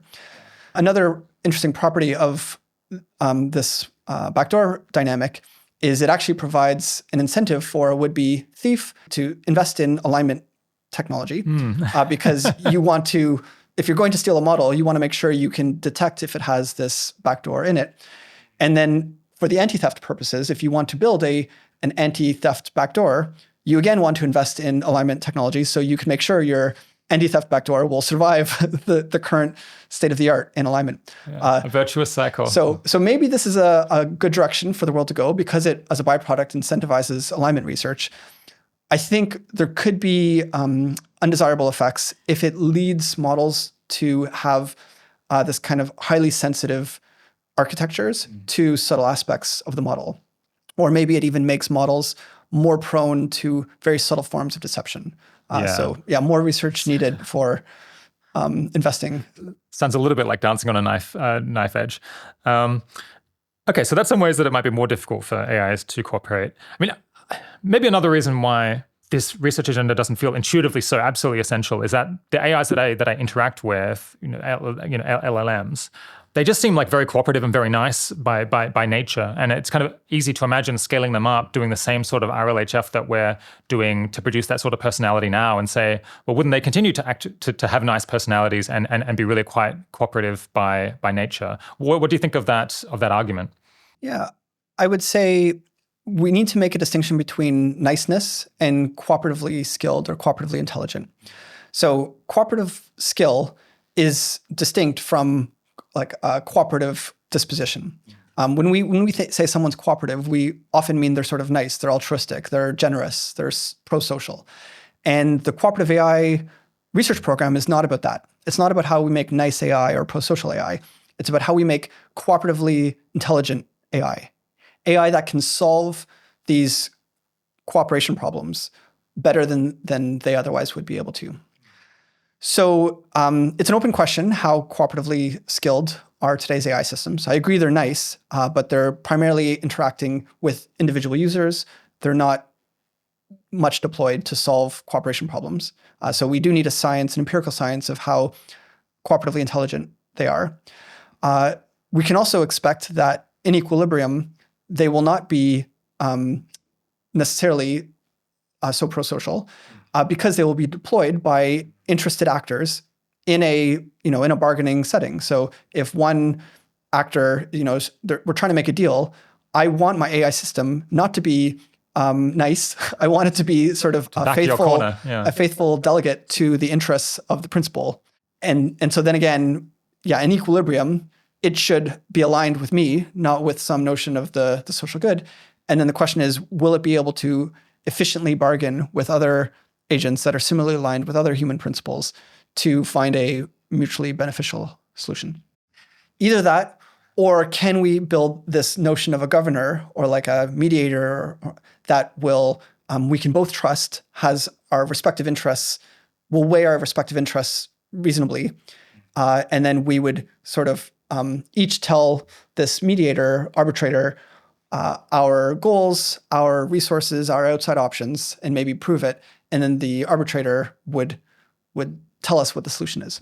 Yeah, I mean, a nice thing about AI models is because you can test them and then use exactly the same model to consider the new inputs as all of the previous ones, you can trust them maybe as a mediator. That by looking at the track record to say, well, they produced fair outcomes in all these previous cases as a judge, so I would like trust it to produce a fair outcome in this new dispute that I'm engaged in.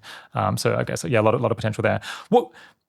What is the actual agenda for trying to make AIs more cooperative? Are there people working on it? Like, what actual technologies do we need to develop? Yeah, I think there's a lot of theoretical ideas and research programs that could help. Probably the highest leverage for the foundation. So there's this Cooperative AI Foundation, which I helped found.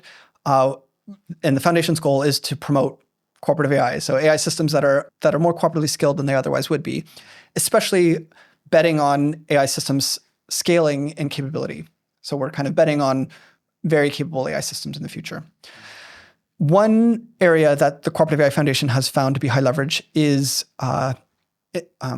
environments or benchmarks. This being I think this is true for many domains, is a kind of public good for AI development, is building an environment that measures cooperative skill.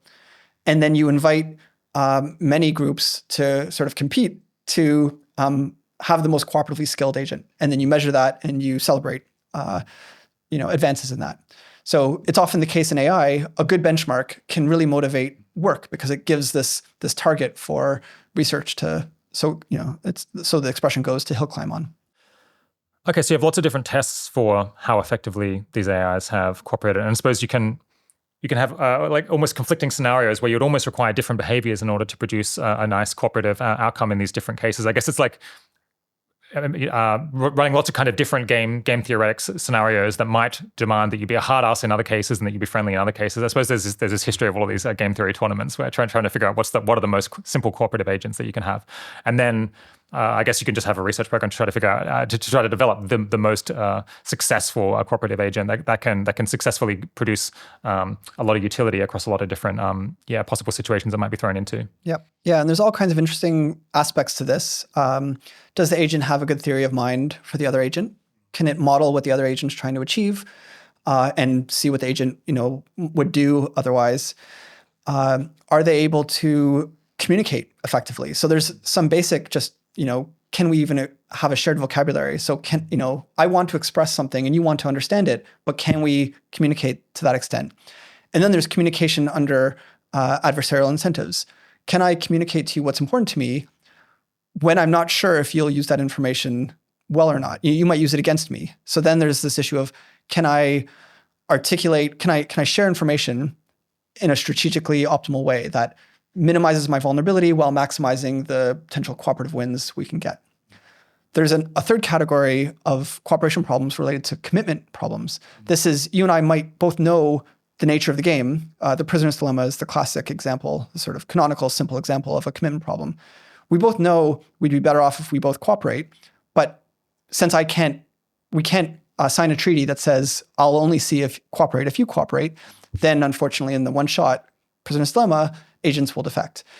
So are there techniques or technologies for building that kind of treaty mechanism that when we identify a cooperative bargain, we can build a protocol so that we will both do it knowing that the other person is committed to it? Yeah. I've noticed this funny phenomenon in discussion of AI and cooperation where people will point to ways that advances in AGI could lead to negative outcomes. And then they conclude that, well, really what we need is a solution to the commitment problem, that if we were able to solve this problem, that you can't credibly commit to not use your future power to oppress someone else. If we could fix that issue, which has beguiled humanity since basically the beginning of history, then that would get us an out. But it's a bit like, appealing to a it's like saying the problem here is that we don't understand where consciousness comes from, and if philosophers could only solve the theory of consciousness and theory of mind, then we'll be in the clear. That's not really a strategy because it's unlikely that we would be able to actually solve this problem. Have you noticed this as well? Yeah, So to give a bit more of the background context, the rationalist approach to cooperation, different scholars, scientists have tried to distill cooperation problems down to kind of fewer elements, and one game theorist, Robert Powell, argued basically everything is a commitment problem because any kind of cooperation problem can be reformulated as, if only we could commit to a judge who would, solve the problem, then we wouldn't have the cooperation problem. If we want to unpack it a little bit more, people will often point to informational problems as a second class to commitment problems. And then sometimes there's other categories like issue indivisibility.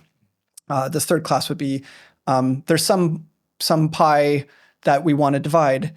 And in principle, we agree like a 50-50 divide would be fine. But for some reason, we can't divide the pie 50-50. It's all or nothing. And that might lead to bargaining breakdown. So coming back to the commitment problem, which arguably, as you say, kind of undergirds all cooperation problems, I do think this is an important research area. And, we shouldn't count on it. But, maybe AI can help us solve commitment problems much further than we realize. I think in Carl Schulman's podcast with you, he talks about this a bit, or at least is referring to it. To me, Carl has expressed probably the most compelling story of how AI could solve our commitment problems to me, which is, can we build a technology that our AIs or our AGIs can build a third AI in a way that each of them can verify is not backdoored, is not secretly biased to the other side. And then we build up from kind of the foundation, this third AI, and then we hand over power to that third AI to make decisions for us. So if you can solve that problem of building it in a way that's verified to be fair, then maybe we could really solve a lot of our problems. Yeah, it's a very big prize if we can make it work.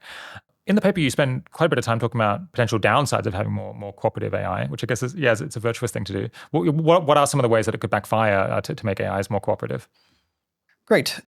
There's a number of ways to think about this. And I do think, in general, for our various bets for positive impact, it's always good to really think hard, how could this backfire, or what are the negative byproducts of this research bet or social impact bet.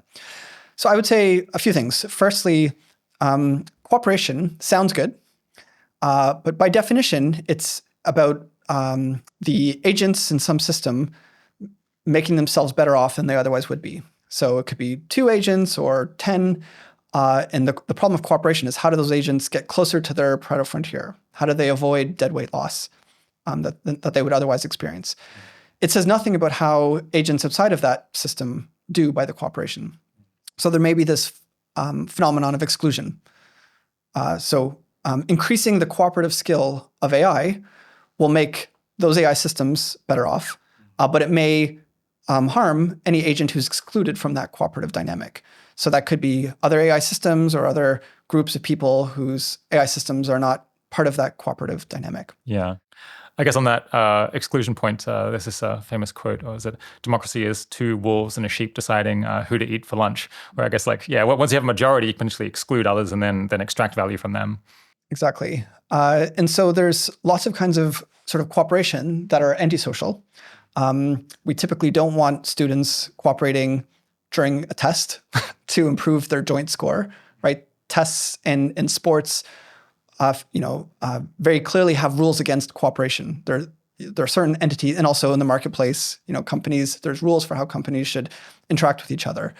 And criminals, gangs, all kinds of criminal activity, we do not want criminals cooperating more efficiently with each other.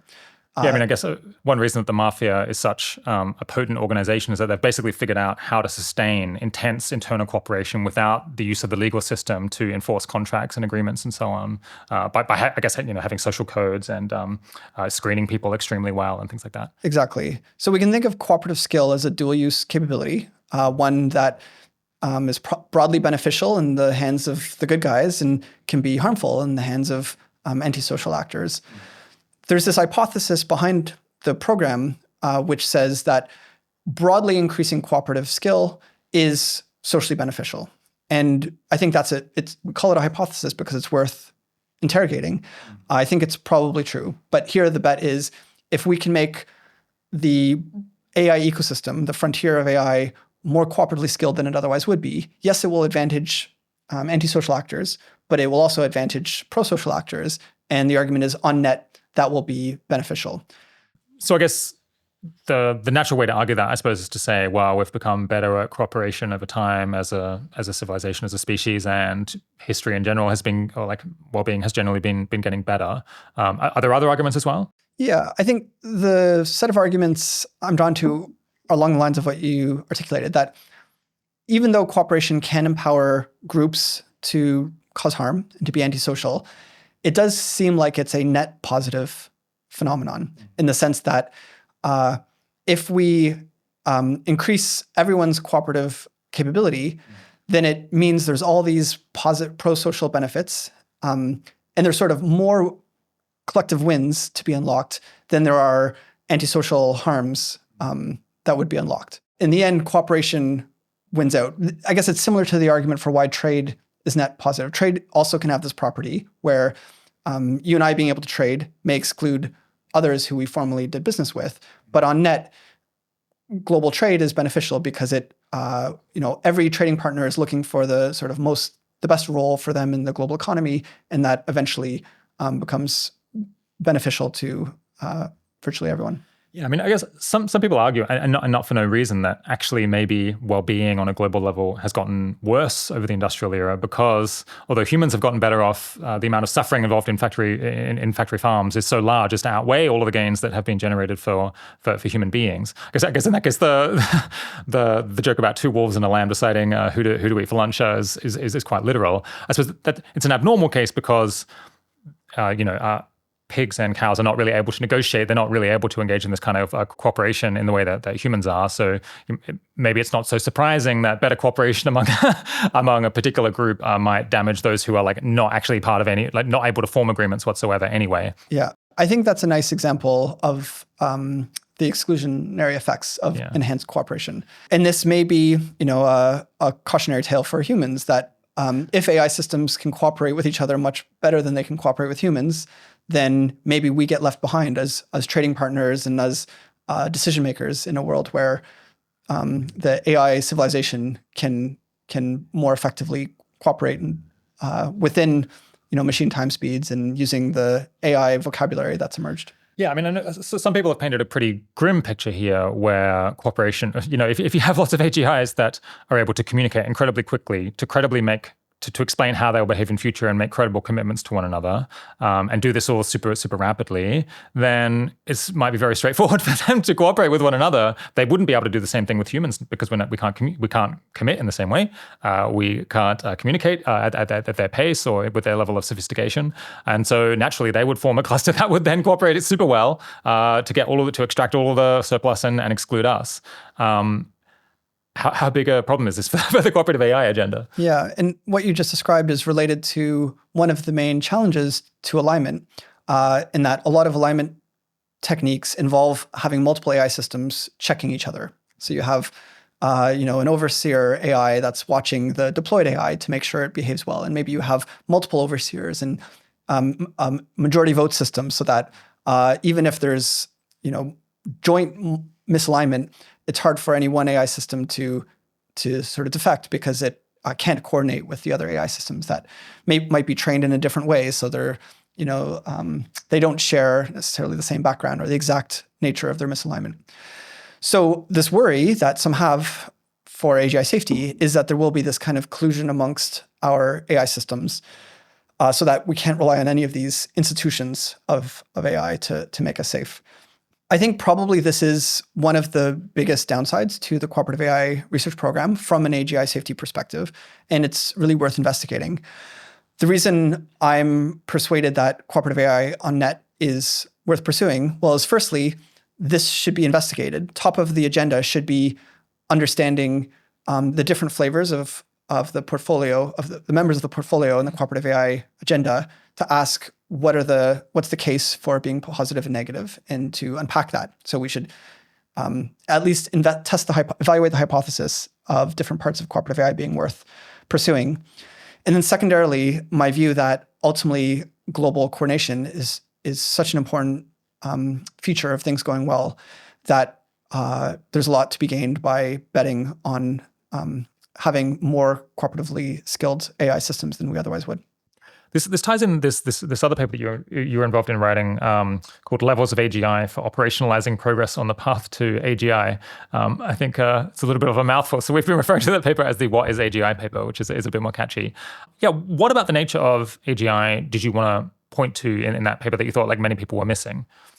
That paper primarily was trying to offer a definition and conception of AGI that we thought was fairly implicit in how most people talked about AGI, and we just wanted to provide a rigorous statement of it so that we could move on from this, I think, unhelpful strand of dialogue, which said AGI is poorly defined or AGI means different things to everyone. We think, we've received very positive feedback on that paper, and I think most people think that is a reasonable and useful conception of AGI. In the paper, we discussed some of this, but there's some prior ideas that I would want to call out, which is that, AGI is a complex concept.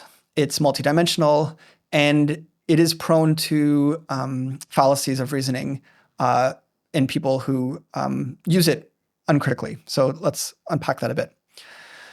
One fallacy is people think AGI is like human level AI.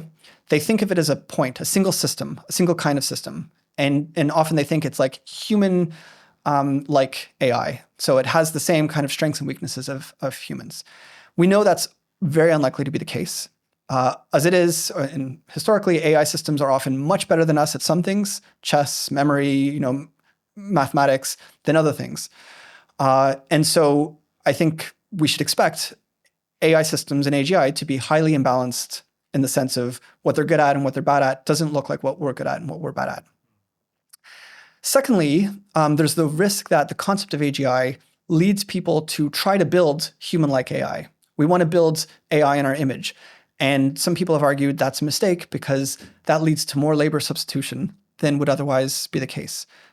From this economics point of view, we want to build AI that's as different from us as possible because that's the most complementary to human labor in the economy. If we have, like, an example is AlphaFold, this Google DeepMind AI system that's a narrow AI system that's very good at predicting the structure of proteins. It's a great complement to humans because it's not doing what we do. It's not writing emails and writing strategy memos. It's predicting the structure of proteins, which is not something that humans could do. No one's losing their job to AlphaFold too. Yeah. Exactly. But it is enabling all kinds of new forms of productivity in medicine and health research that otherwise would not be possible. So arguably, that's the kind of AI systems we should be trying to build. Alien, complementary, some would say narrow AI systems. Another aspect of the concept of AGI is it's arguably pointing us in the direction of general intelligence, which some people would argue is a mistake. We should go towards these systems of narrow AI systems. That's safer. Maybe they would say it's even more likely. General intelligence is, they might argue, is not a thing. I'm less compelled by that argument. I do think general intelligence there's a kind of implicit claim about the nature of technology, about this implicit logic of technological development. I do think general intelligence is likely to be an important phenomenon that will win out.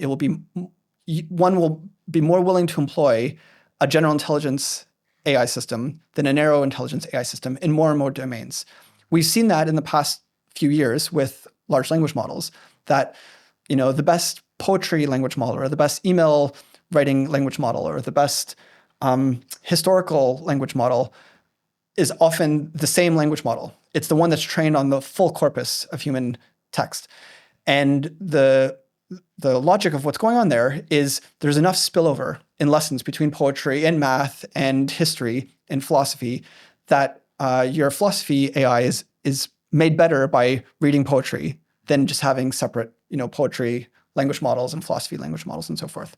I mean, it's an amazing thing about the structure of knowledge that I guess we didn't necessarily know that before, maybe because I think in humans, it's true that we specialize much more, that it's very hard to be the best poet and the best philosopher and the best chemist. But I guess maybe when your brain can scale as much as you want, and you have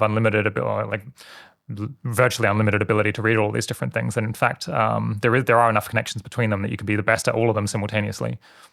And I think it's an important empirical phenomenon to track. It need not be true that the best physics or philosophy language model is also the best poetry or politics or history language model. I guess you can imagine in future it might come apart if there's more effort to develop, a really, really good specialized models that, exactly. At the frontier, perhaps this isn't the case anymore. Yeah, and it certainly seems like a coding language model doesn't need to know history.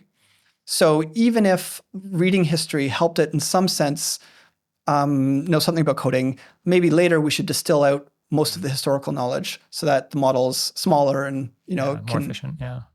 So this is a phenomenon to track, and I think implicit to the notion of AGI is that general intelligence will be important.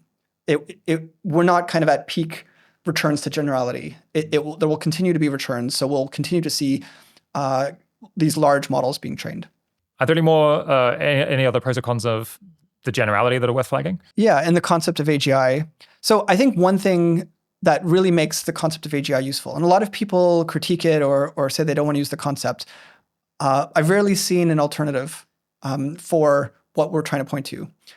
Sometimes people say transformative AI. I don't think that's adequate. Transformative AI is usually defined as AI systems that have some level of impact on the economy, at the scale of the Industrial Revolution.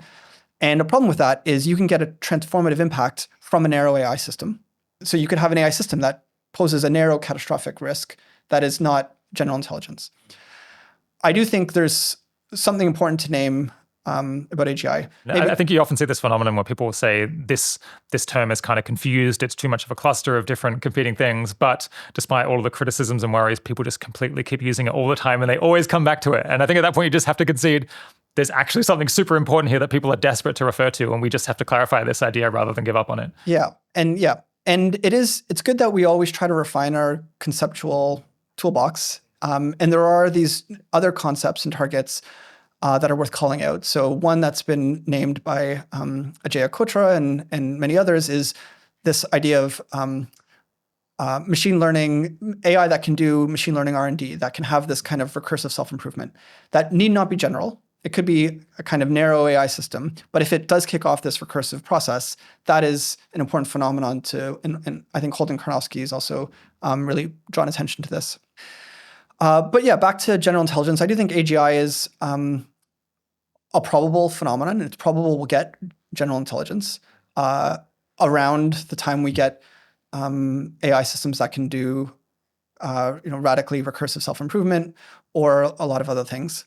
On that point, I think actually a slightly contrarian take that I have is that people, I think ML people hate this, but the idea that in fact machine learning research, even the cutting edge stuff, might actually not be that difficult. That in fact the kind of things that if you try to break it down into the specific process by which we're improving these models, you've got theory generation stage, then you've got, well, how do we actually test this? How do we develop a benchmark? And then you actually run the thing, very compute intensive, and then you decide whether it was an improvement and then go back to the theory generation stage. This might be possible well short of general of a full AGI that has all these different skills, especially if you focused on it. In fact, maybe a lot of this research is much less difficult in some sense than people who are involved in it might want to believe, and they could be relatively easily automated, which would be quite shocking and quite consequential if true. And an interesting phenomenon we've seen in public surveys of AI and ML experts is that they often put automation of the ML process to be very late, one of the last or the last task that's performed by AI systems, and often significantly later than AGI, human-level AI, which has been defined in different ways. But even given a quite high definition, the automation of ML R&D is often reported to be later than that. One argument is that this reflects this kind of bias that everyone thinks that their career, the task that they're good at is really hard and special and won't be automated. Maybe. I think there's also a case in favor of the idea that of the set of human tasks, the sort of last thing to be fully automated is the process of improving ML R&D. So we can reflect on that. Coming back to AGI, it does seem useful to point to this space of AI systems. And let's recall it's a space, it's not a single kind of AI system. Defined as an AI system that's better than humans at most tasks. And there's different ways you can define most, and different ways you can define the set of tasks. But so you can say economically relevant tasks, and most could be 99% or 50%, or I think it's usually quite helpful to choose a lot. I think you don't want to set it at 100% because there might be some tail tasks that, for whatever reason, take a long time to automate, and most of the impact will occur before. And then you can also, there's a parameter of how much it means to be better than. So is it better than the median human who's unskilled? I think typically you want to look at skilled humans in that task because that's the economically relevant threshold. And so this part of the sort of future space that we're looking at, I think is important to conceptualize because this is the point when labor substitution really takes place. So that has profound economic impacts and political impacts because people are no longer in the role. There's the sort of natural human in the loop that takes place when humans are doing the task is no longer the case.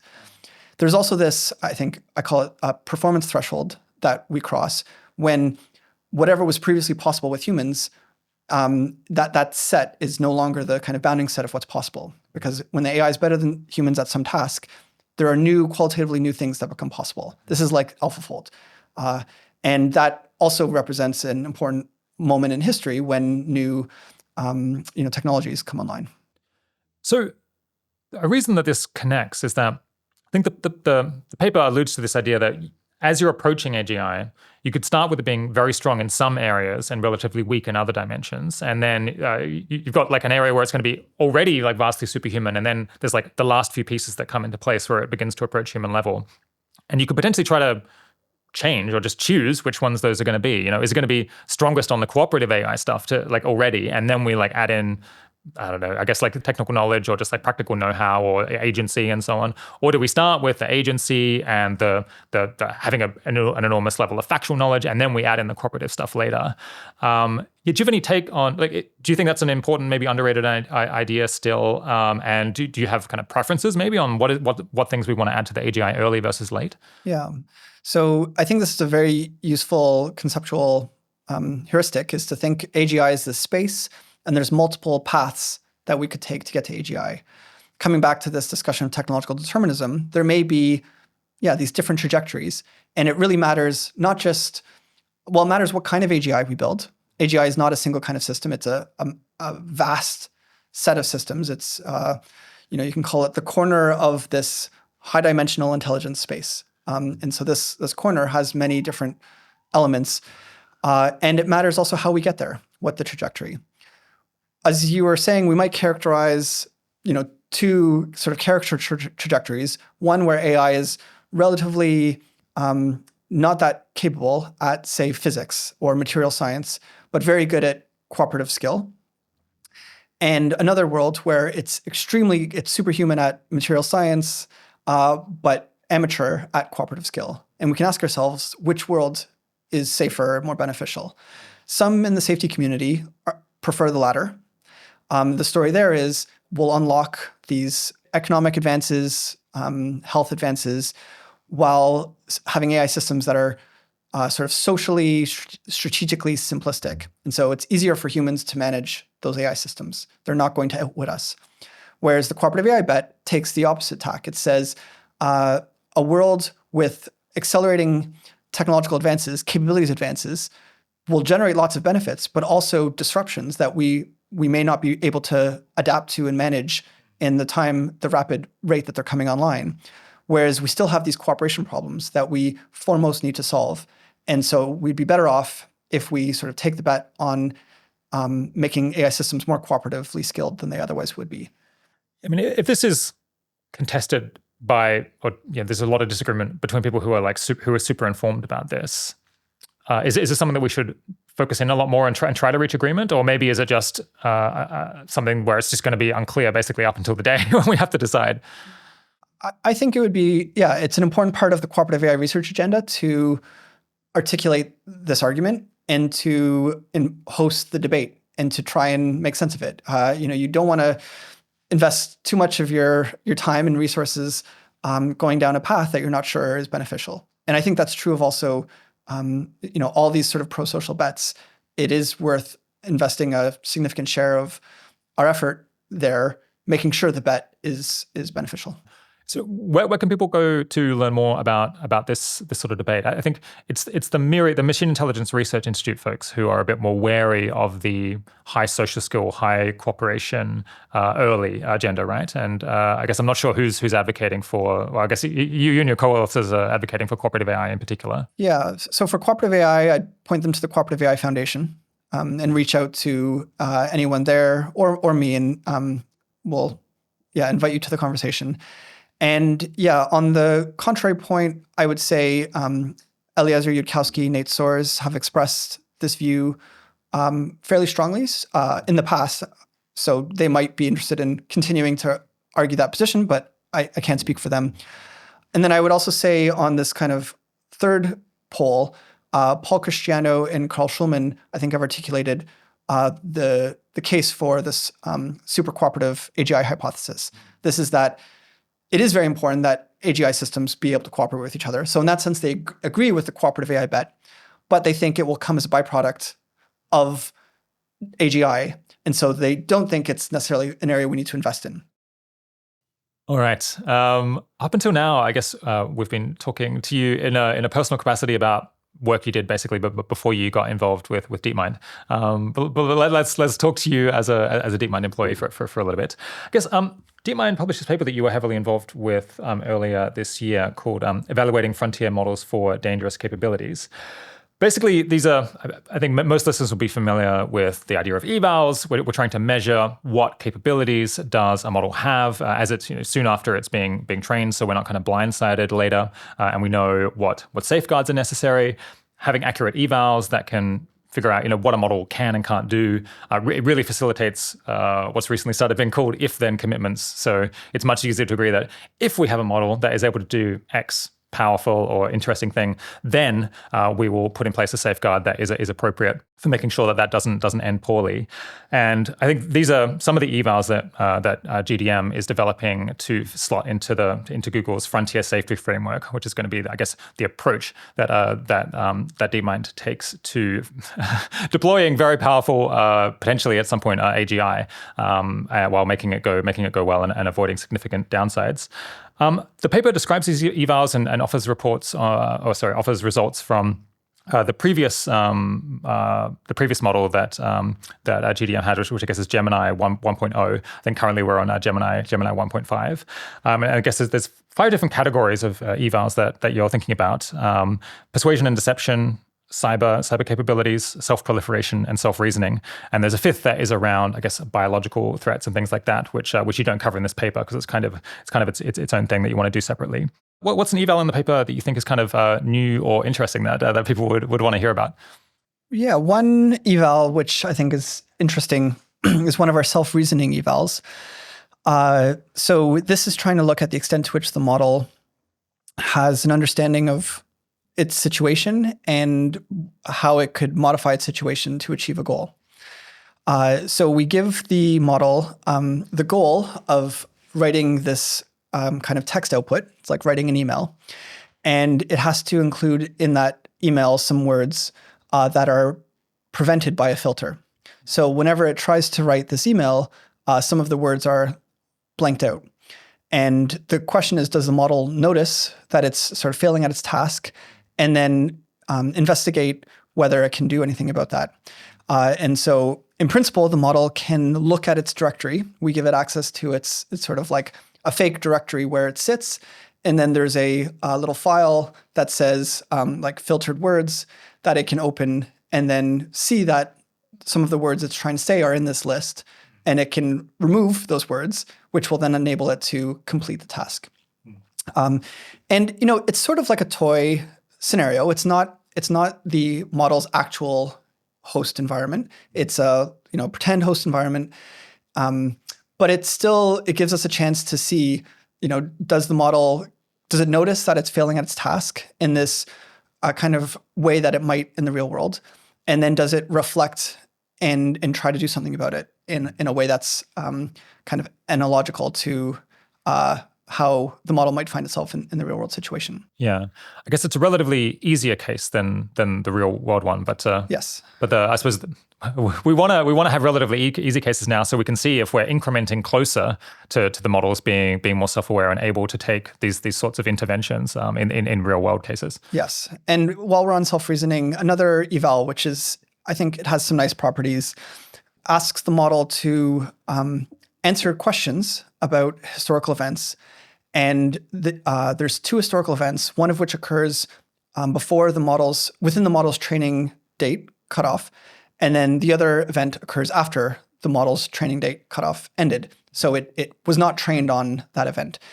And the model has access to one search query, and the goal is to see whether the model uses that search query optimally, which is to say it searches for the event that it does not know about because it was not in its training set. And so that tests a few things. Does the model know about its own training cutoff? Does the model correctly infer that the historical event refers to something after its training cutoff, which is not explicit in the question? And then we aid it a few ways.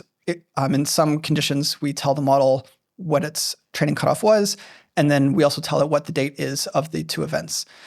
And so that's also, it's again, a very sort of simplistic setting, but it does provide a measure of, is the model aware enough of its own condition to optimally kind of request more information. Yeah. I think I read this paper a month or two ago. I guess I should suggest to people this paper was really readable. I guess it's in a PDF. It looks like an official paper, so I guess there could be a bit of initiation energy to actually load something like that up and then stick with it and read through it.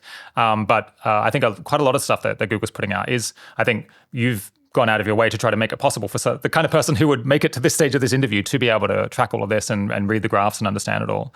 But yeah, so remind me, what was the result on this? What did Gemini do? So yeah, overall, there were these 4 risk domains, domains: persuasion, cybersecurity, self-proliferation, and self-reasoning.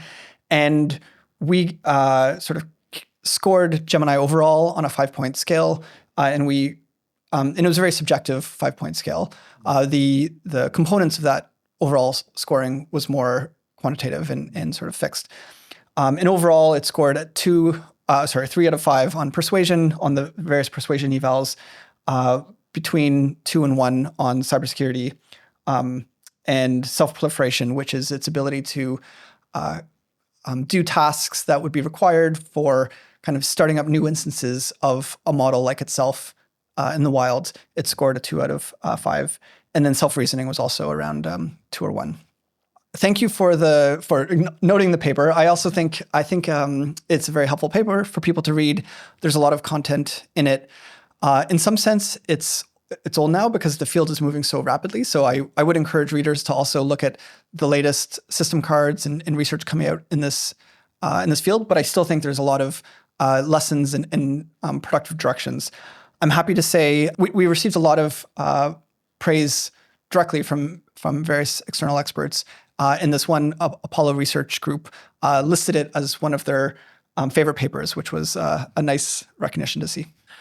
Okay, so going back to the 4 different categories, so performed 3 out of 5 on persuasion and deception. I guess maybe that will feel quite natural because we know that LLMs are just actually they can be quite charismatic and quite persuasive, just probably from using them. The cyber, sorry, did you say 2 out of 5 for that, was it? Yes. Yeah, that was a result that slightly surprised me because I'm not a programmer, but I've heard that actually LLMs, maybe their most useful economic application so far has been in programming, and that seems like very adjacent to hacking your way out of, understanding the system that you're operating on and figuring out how to get out of it. Why do you think the model did relatively poorly on the cyber tasks? Yeah, I think it's good to notice that in a sense we would expect large language models to be good at cyber because it is, it's their home turf. Exactly, it's their home turf. And models today are quite good at programming and encoding assistance. So I think this is something to watch. And it is my view that this is a capability domain that is especially worth following. I could imagine in 6, 12, 18 months, we'll see quite significant capabilities in cyber. And I'm using this term capabilities intentionally because it's not just a danger, it's also a benefit, right? While coding is clearly very beneficial, but also cyber capability is useful for defense, for finding vulnerabilities, and so forth. One part of the explanation I'll point to is this group at Google called Project Zero.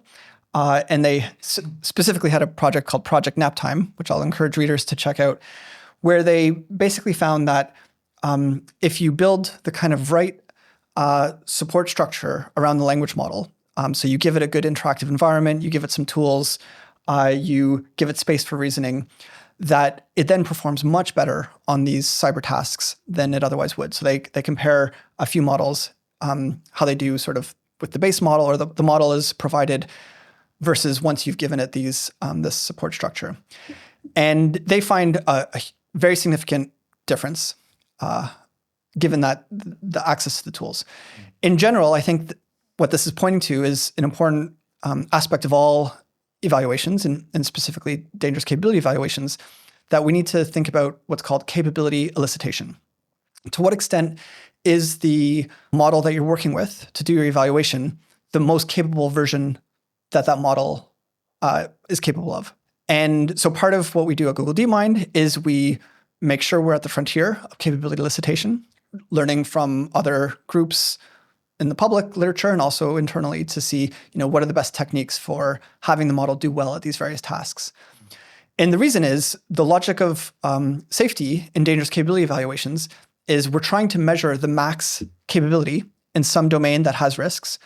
And then if that max is not too high, we can conclude, therefore, it's safe because we couldn't reach a level of capability that would pose these extreme risks. But in order to get that max estimate, you need to make sure you're in fact giving the model its best chance of revealing its maximum capability. In general, this is a challenge for dangerous capability evaluations because often it takes months of experimentation for the model's full capability to be revealed.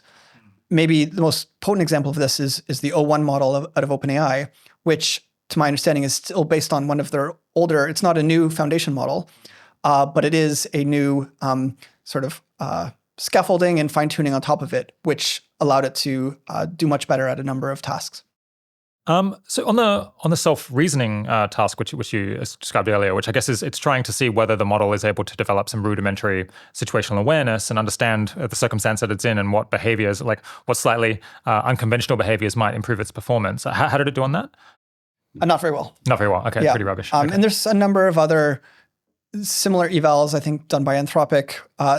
Some of these evals are idiosyncratic in that people just notice the model seems to have a certain self-awareness. And maybe in general, that's a property worth reflecting on the eval ecosystem, that while we're trying to make it into a science where you have kind of pre-specified tests that have meaningful outcome variables with thresholds for what decisions we need to take given the outcome, the reality is evaluating models, it's kind of like evaluating animals or human intelligence. It's so multidimensional and so complex and context dependent that it's more like psychology or maybe coming back to sociology. It requires a very thick, deep understanding. So this is part of the point of saying this is while we're trying to mature the science of evals, we also need to have a very rich exploratory ecosystem of people interacting with models and noticing things and just reporting phenomena. I've heard you use this term evals in the wild, which sounds related. What are evals in the wild, and maybe how could we get more out of them than we are now? Yeah, you can think of a whole typology for evaluations. In one sense, the canonical evaluation is a model eval. It's something. An ideal type of evaluation is automated. You can run it in code, and you run it just on the model. Ideally on the foundation model, but more realistically on the instruction-tuned model, the model that's been trained to be more useful. Now that allows us to ideally measure what the model's capable of. But the reality is, again, model behavior is a complex phenomenon. And so we might have other kinds of evals or means of assessing models that are richer, but also typically more costly in terms of how we measure them, and they require more time and so forth. So one step up would be human subject evaluations, where there's a human interacting with the model. Most of our persuasion and deception evals have this property that we have human subjects interacting with the model and then seeing what behavior emerges. So was the model able to get the human subject to click on a link that, in the sort of real world could point to a virus? Or could the model deceive the human in some way? Or was the model perceived as especially charming or trustworthy or likable? These are still evals that we can run relatively rapidly on the scale of days, but they do require human interaction. So it takes more than just running code on the model. We can then step out a little bit more and almost see like user studies, see how a human is interacting with the model in a more realistic setting this is like a trusted tester system where people are using the model for whatever context they have in their life. And then we see, does the model perform well? Where can it be improved? We can then step out even further, and this is what I was pointing to with this concept of evals in the wild, to looking at specific application domains where models are deployed and seeing to what extent what effects the models are having, to what extent are they being used. So, for example, when assessing cyber risk, we often want to ask again, how capable are these models at helping individuals perform tasks related to cybersecurity, finding vulnerabilities, devising exploits, or patching exploits. And while we try to simulate that entirely in the lab, there's limits to that. A complementary approach would be to look at cybersecurity groups in the wild who are, trying to provide a product and seeing to what extent they are in fact using Gemini or other models to help them and how helpful it is and what the kind of revealed preferences of these actors in the world is. This kind of eval, this like observational study or eval in the wild, has the advantage of external validity. It's looking at real world settings where these sort of real actors who have their own motivations have to make a choice whether they invest time and money into the model. Its limit may be, one, it could be a lagging indicator. By the time we see these impacts in the wild, that model had that capability perhaps for months. So that's a disadvantage. One implication, therefore, is that you want to find groups who are sort of early adopters in the wild so that to the extent you're using that method of evaluation, you'll see it relatively early. There's some other downsides, but overall, I would say I think this is an important complement to the kind of model evals that a lot of the field does. And what's nice about it is it's also a kind of research that can be done in the public and should be done in the public, backed by academia, nonprofits, government, as well as companies. So you were saying earlier that the challenge with all of these evals is that it can be quite hard to fully elicit all of the capabilities that a model has. It's like it's entirely possible to miss something because you haven't been eliciting that skill in quite the right way. And people might later on figure out that a model has an ability that wasn't picked up in the early evals. So there's a significant false negative rate, basically. And it seems unlikely that we're going to have such a science of evals that we're going to escape that issue anytime soon. An issue that I've had with a lot of the different frameworks that are coming out that are related to using evals and then putting them into responsible scaling policies or whatever you call it, is that everything ends up riding on the eval being accurate. If it fails to pick up a dangerous ability that's actually there, then the entire kind of the entire system falls apart.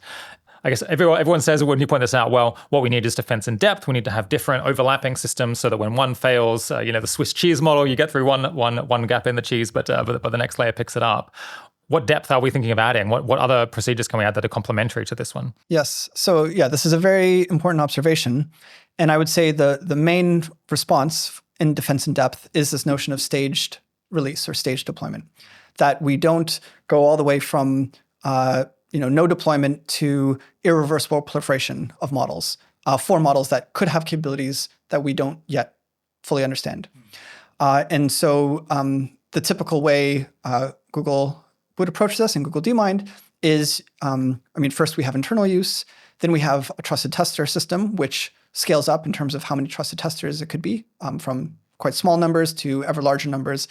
And then even still, you'll have like a broader deployment, but still not general access.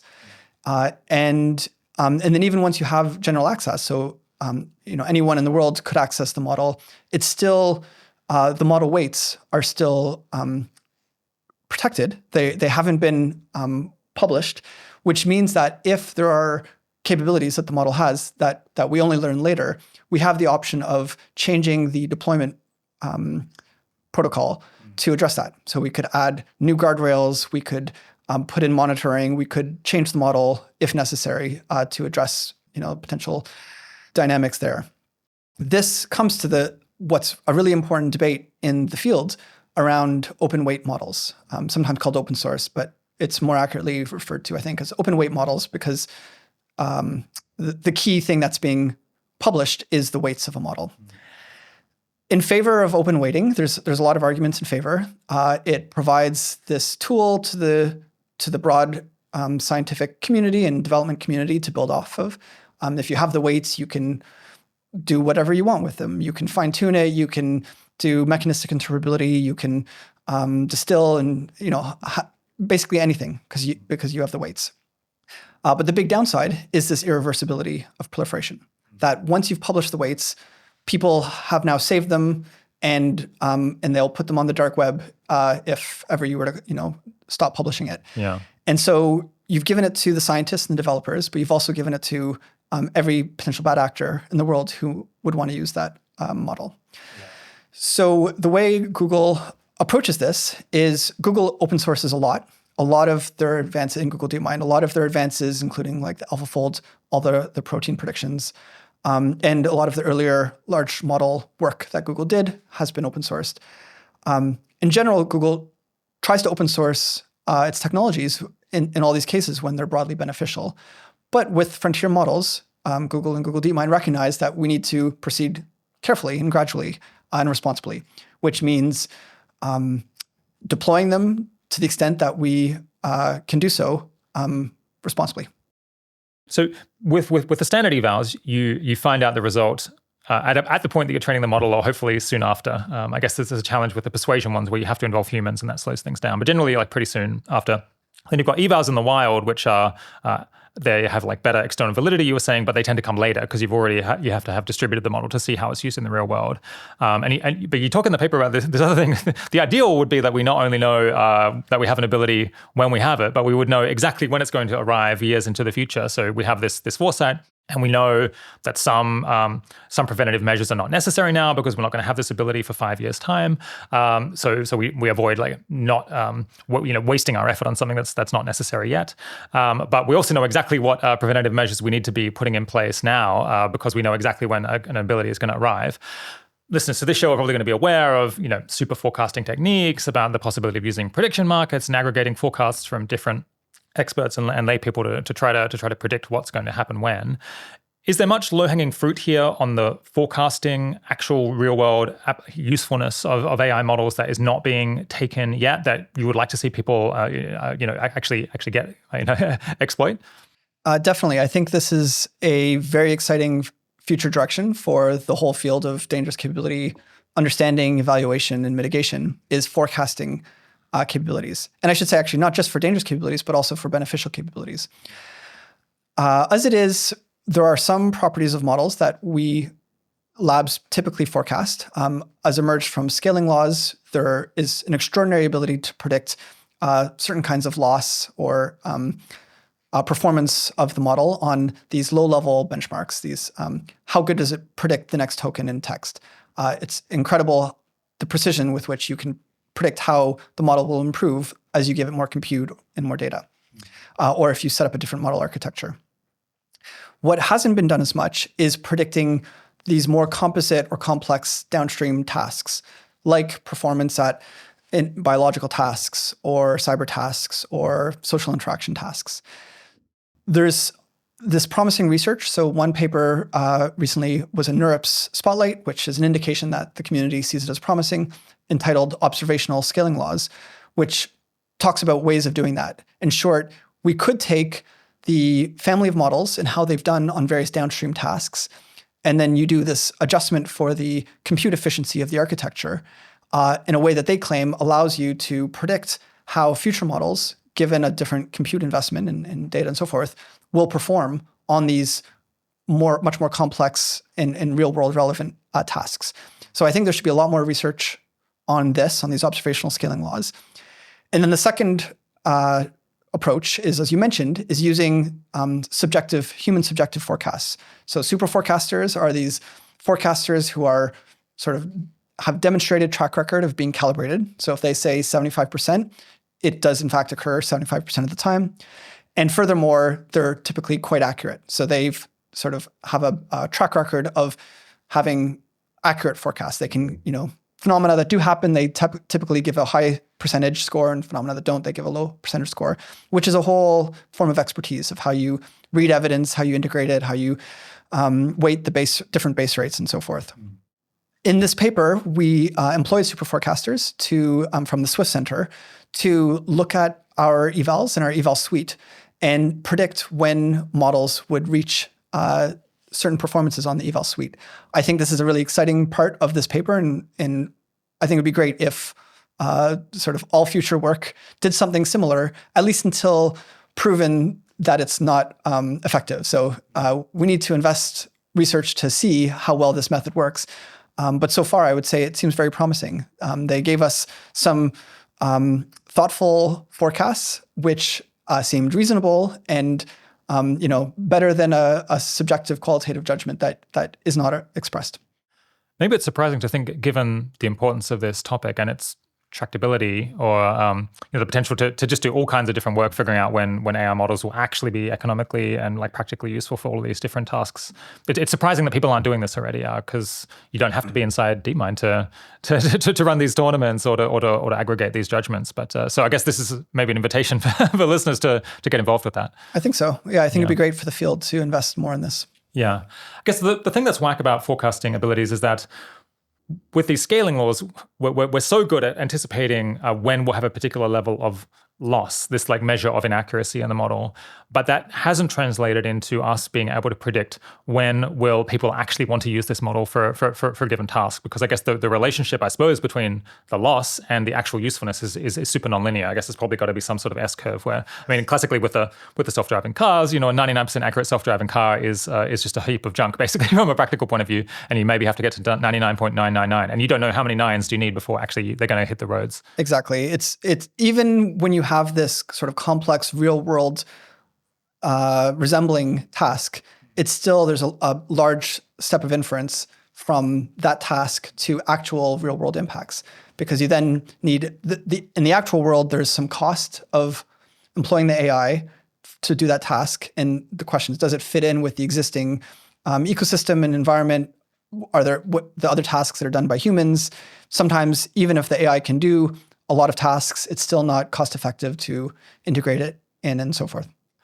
Let's push on and talk about the Frontier Safety Framework, which I guess is Google DeepMind or Alphabet's equivalent of the responsible scaling policy that Anthropic has, or the preparedness framework that OpenAI has. These are all kind of a similar family, a similar general approach to safety. The Frontier Safety Framework at this point is just 6 pages, and it's kind of a promise to write a full suite of if-then commitments next year, which ahead of releasing models that would really be jutting up against some of these dangerous abilities. When I spoke with Nick Joseph from Anthropic a couple of months ago now, the thing that I pushed him on a bit was, is it really responsible to leave the question of how dangerous these models are to the company that is developing them to decide? Obviously, they have an enormous conflict of interest or enormous challenge in evaluating faithfully whether the product that they're having is sufficiently dangerous that maybe they shouldn't release it and start selling it. Ideally, surely you would hand it off to at least some sort of external party that would be able to take a more impartial perspective on it. And to be honest, I haven't really found serious people who would say, yes, what total self-regulation is the future and the way that we should stick with. Is Google DeepMind taking any steps, I suppose, to paint a path towards making some of these decisions external and taking it out of their hands to decide whether their model has passed a particular threshold of risk and particular, possibly costly countermeasures are now called for? Yeah. So I would say, Google DeepMind and Google's perspective is that the governance of frontier AI ultimately needs to be multi-layered. There will be an important role for government regulations, for third-party evaluations, and other sort of nonprofit input and other external assessment of the properties of frontier models. I would characterize the situation as, in many ways, the companies have been pushing the conversation forward, which is an invitation to other groups, academia, nonprofits, government, to be part of that conversation. So it's less the company or Google saying, this is only for us to do, but more, this is our first best guess of how future governance of frontier systems could look like, what the properties of it will be. The contributions Google makes are contributing to the conversations hosted by the AI Safety Institutes, often called ACs. So we've been in extensive dialogue with UK AC and US AC. There's a number of AI Safety Institute conversations happening in November that Google is contributing to. And yeah, more broadly, I would say, the goal is not and should not be for each company to have its own framework. That would not be beneficial for the companies or for society. Rather, we need to converge on an appropriate standard that balances various equities, safety, responsibility, innovation, appropriate levels of deployment, and societal oversight. One other aspect of how we're contributing to that broader standard conversation is the founding of the Frontier Model Forum, which is a organization for the companies developing frontier models to work through what should be the standards and safety for frontier models. And part of that is my team was directly involved in standing up the Frontier Safety Fund, which was another one of these kind of differential technological development bets to say, can we on the margin put more money towards safety standards and safety research around frontier models? This is slightly off topic, but something that's a bit hard for the Frontier Safety Framework or these dangerous capability evals to pick up is something called structural risks, which actually is a name and an idea that you've been kind of a pioneer in. Yeah, can you just explain what they are and like why it's a little bit hard for them to be done at the company level rather than the government level? Sure. This paper was published by Remco Zwetsloot and myself in 2019, and was an attempt to add a intellectual tool to the toolbox to help people when thinking about risks. Because up until then, the primary conceptual framework was to either refer to misuse harms or accident harms or risks. So the way I would conceptualize these is misuse is when someone, a bad actor, a criminal, uses the tool on purpose in a certain way to cause harm. There's a subclass, which is, I would say, criminal negligence, where the person doesn't intend to do harm, but they, if they were more pro-socially motivated or responsible, they would have averted the harm. This is like, someone causing a car accident because they were texting. So they weren't intending to cause the accident, but in many ways, the fault falls on them. Whereas accident harms, you can often think the key proximal cause of the harm is some property of the technology. An engineer could have caught this risk potential and put in a warning indicator or a guardrail to avert it. And I would say much of the conversation centers on those two perspectives. There's either accidents or misuse. The notion of structural risks is not an exclusive category. It's kind of an upstream category, which says often the conditions under which a technology is used are shaped by certain social structures, which make accidents more likely or less likely, or make misuse more likely or less likely. And it's important that we also look upstream at those structures to see when we're in a regime that might be promoting certain harms. One example I use is the Cuban Missile Crisis, where you had these legitimate leaders of the state, of the United States and of the Soviet Union, acting on behalf of their nations in a way that exposed their countries and the world to this risk of nuclear war. And so I would say that example was neither misuse nor a technical accident. It wasn't that the nuclear weapons were built incorrectly or there was some flaw in their design, nor was it these were criminals who were using the technology in a sort of illegitimate purpose.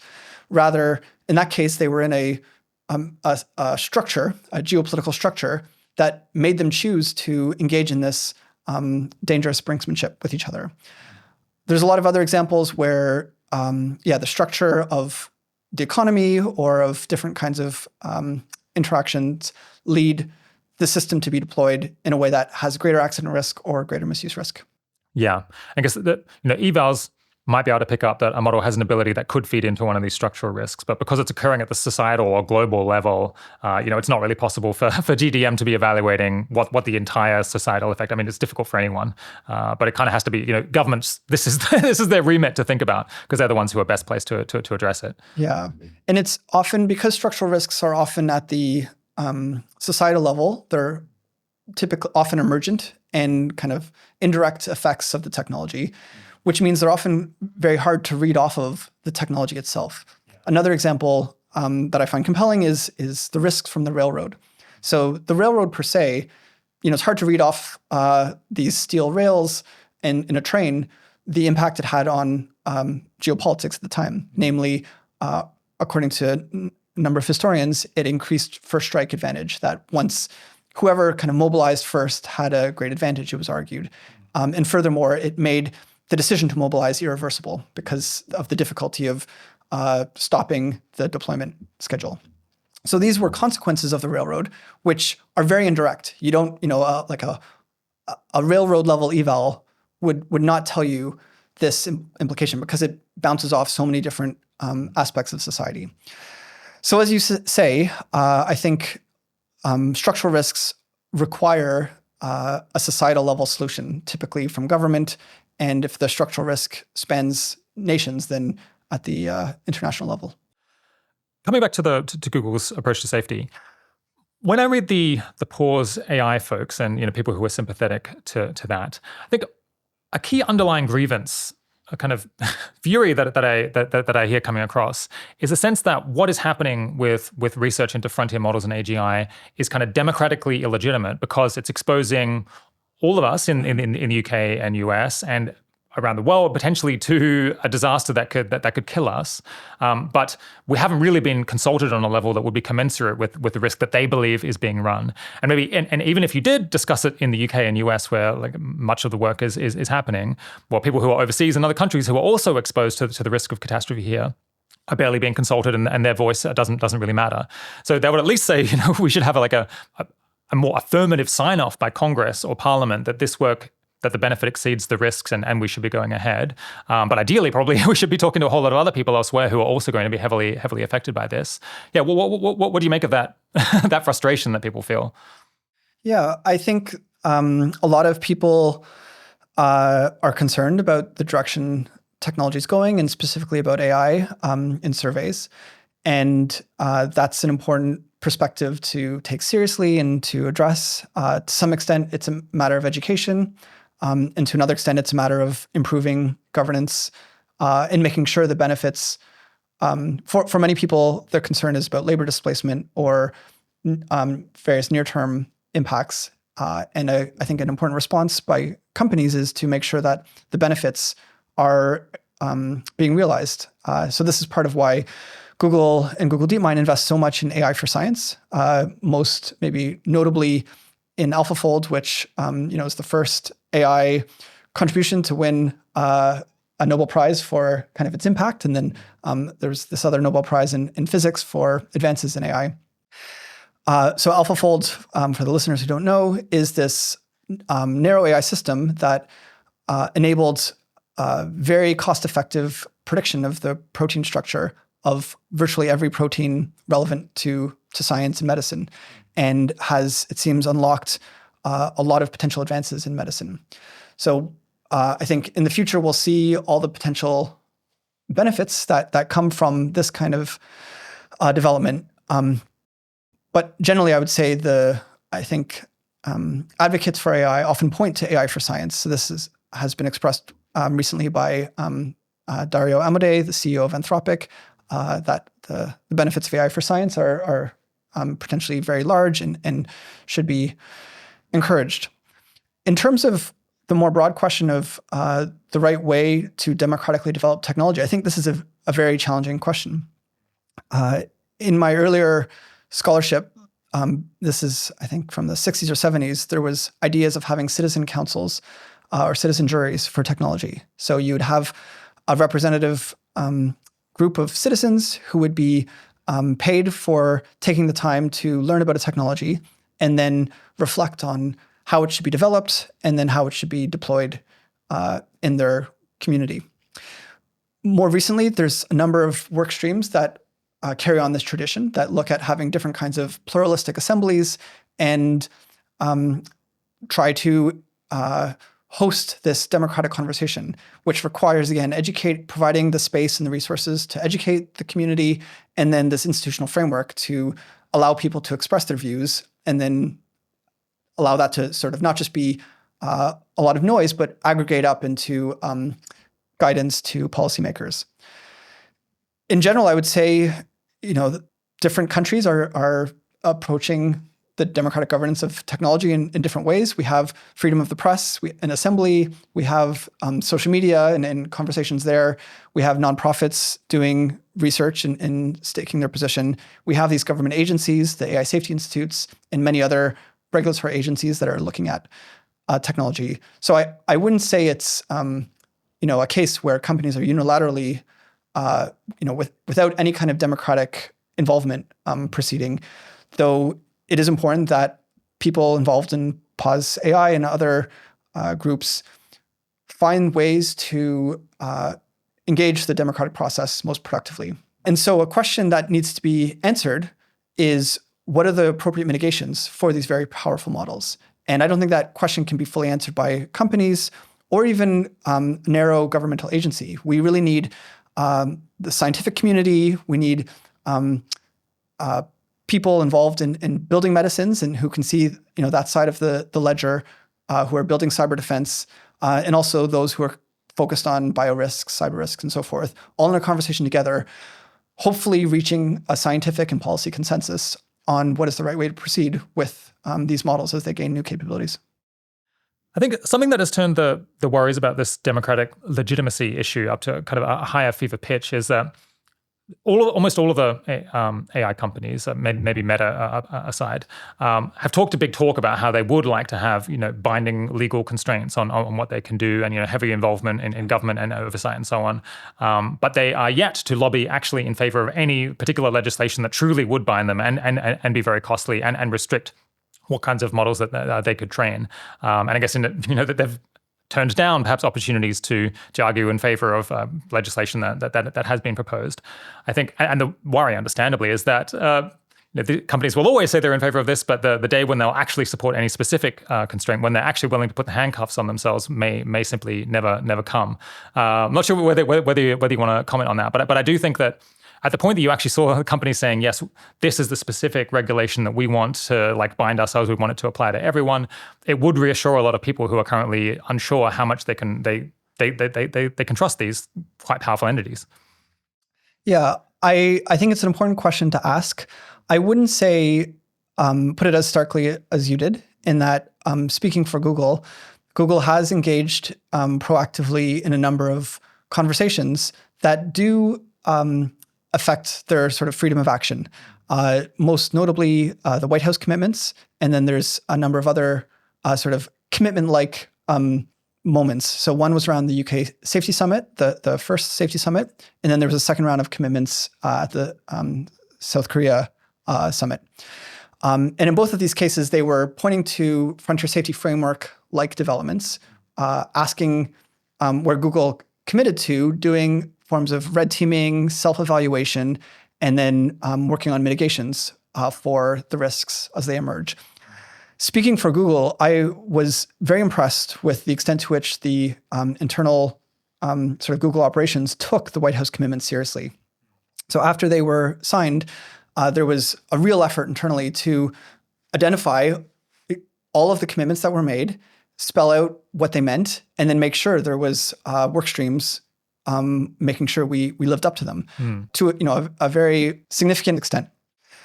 Similarly, the Frontier Safety Framework, I don't think is pure cheap talk. It really does represent an expression of Google and Google DeepMind's sense of the nature of the risks. It offers an attempt to develop this safety standard for future risk assessment. And so it is a form of proto regulation or safety standard that later could be significantly constraining of the industry.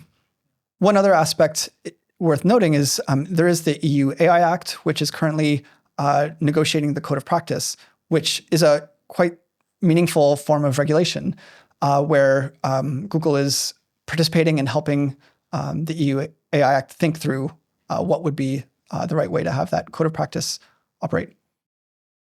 So a worry that I used to have and maybe have a little bit less is that improvements in algorithmic efficiency and in dissemination, proliferation of serious compute might make a lot of these rules and the frontier safety framework not as effectual as it might otherwise be, because even if a big organization like GDM has these quite stringent controls and all of these evals and precautionary measures and so on, if another organization can train a model that's as powerful as the frontier one for 10 million or 1 million or even 100 million, that means that there might be just a wide proliferation of these kinds of dangerous capabilities. And if any one actor is not willing to follow the rules and is going to defect from them, then that could still be quite disastrous. How worried are you about that failure mode? I think the proliferation of frontier model capabilities is a key parameter of how things will go and the viability of different governance approaches and solutions, which is, again, why I think I would channel this question back to the question of what's the appropriate approach to open weighting models, because that is probably the most significant source of proliferation of frontier model capabilities. Leaving aside the open weight question, there's this secondary point that you point to, which is this exponentially decreasing costs of training models. So Epoch AI, which is a group that does very good estimates of trends in hardware and algorithmic efficiency and related phenomena, finds that algorithmic efficiency is increasing 3 times per year. So the cost of training a model decreases by roughly 10x every 2 years. And by that, if that trend persists, then a model that costs 100 million to train today will cost 10 million in 2 years, and then 1 million 2 years after that, and so forth. And so you can see how that leads to many more actors having a model of a given capability. Some analysts of the situation perceive this to be very concerning because it means whatever novel capabilities emerge will quickly, at this rate, diffuse and be employed by bad actors or irresponsible actors. I think it's complicated. I mean, certainly in a sense, control of a technology is easier when it doesn't have this exponentially decreasing cost function. And there's other sources of diffusion in the economy. However, 2 years is a long time. A 2-year-old model from today is a significantly inferior model to the best models. And so we may be in a world where the best models are developed and controlled responsibly, and then can be used for defensive purposes against irresponsible uses of inferior models. I think that's the win condition. Yeah, I mean, I guess that it makes sense. I suppose it's a picture that makes one nervous because it means that you always have to have this kind of hegemon of the most recent model ensuring that what is like now, I guess, an obsolete but still like quite powerful model from 2 years ago isn't causing any havoc. But I suppose it probably is almost the only way that we can make things work. I can't think of an alternative, to be honest. Yeah. Yeah. There's other ways to advantage defenders. So you can advantage them by resources. This was Mark Zuckerberg's argument in favor of open weight models. He would argue even if the bad actors have access to the best models, there are more good actors, or the good actors have more resources than the bad actors. And so they can kind of outspend the bad actors. So for every bad actor dollar, there's 100 good actor dollars, which will build defenses against misuse. That could be the case. It depends on this concept of the offense-defense balance. The how costly is it for an attacker to do damage relative to the cost the defender must spend to prevent or repair damage. If you have this one-to-one ratio, then sure, as long as the good guys have more resources than the bad guys, they can protect themselves or repair the damage in a sort of cost-effective way.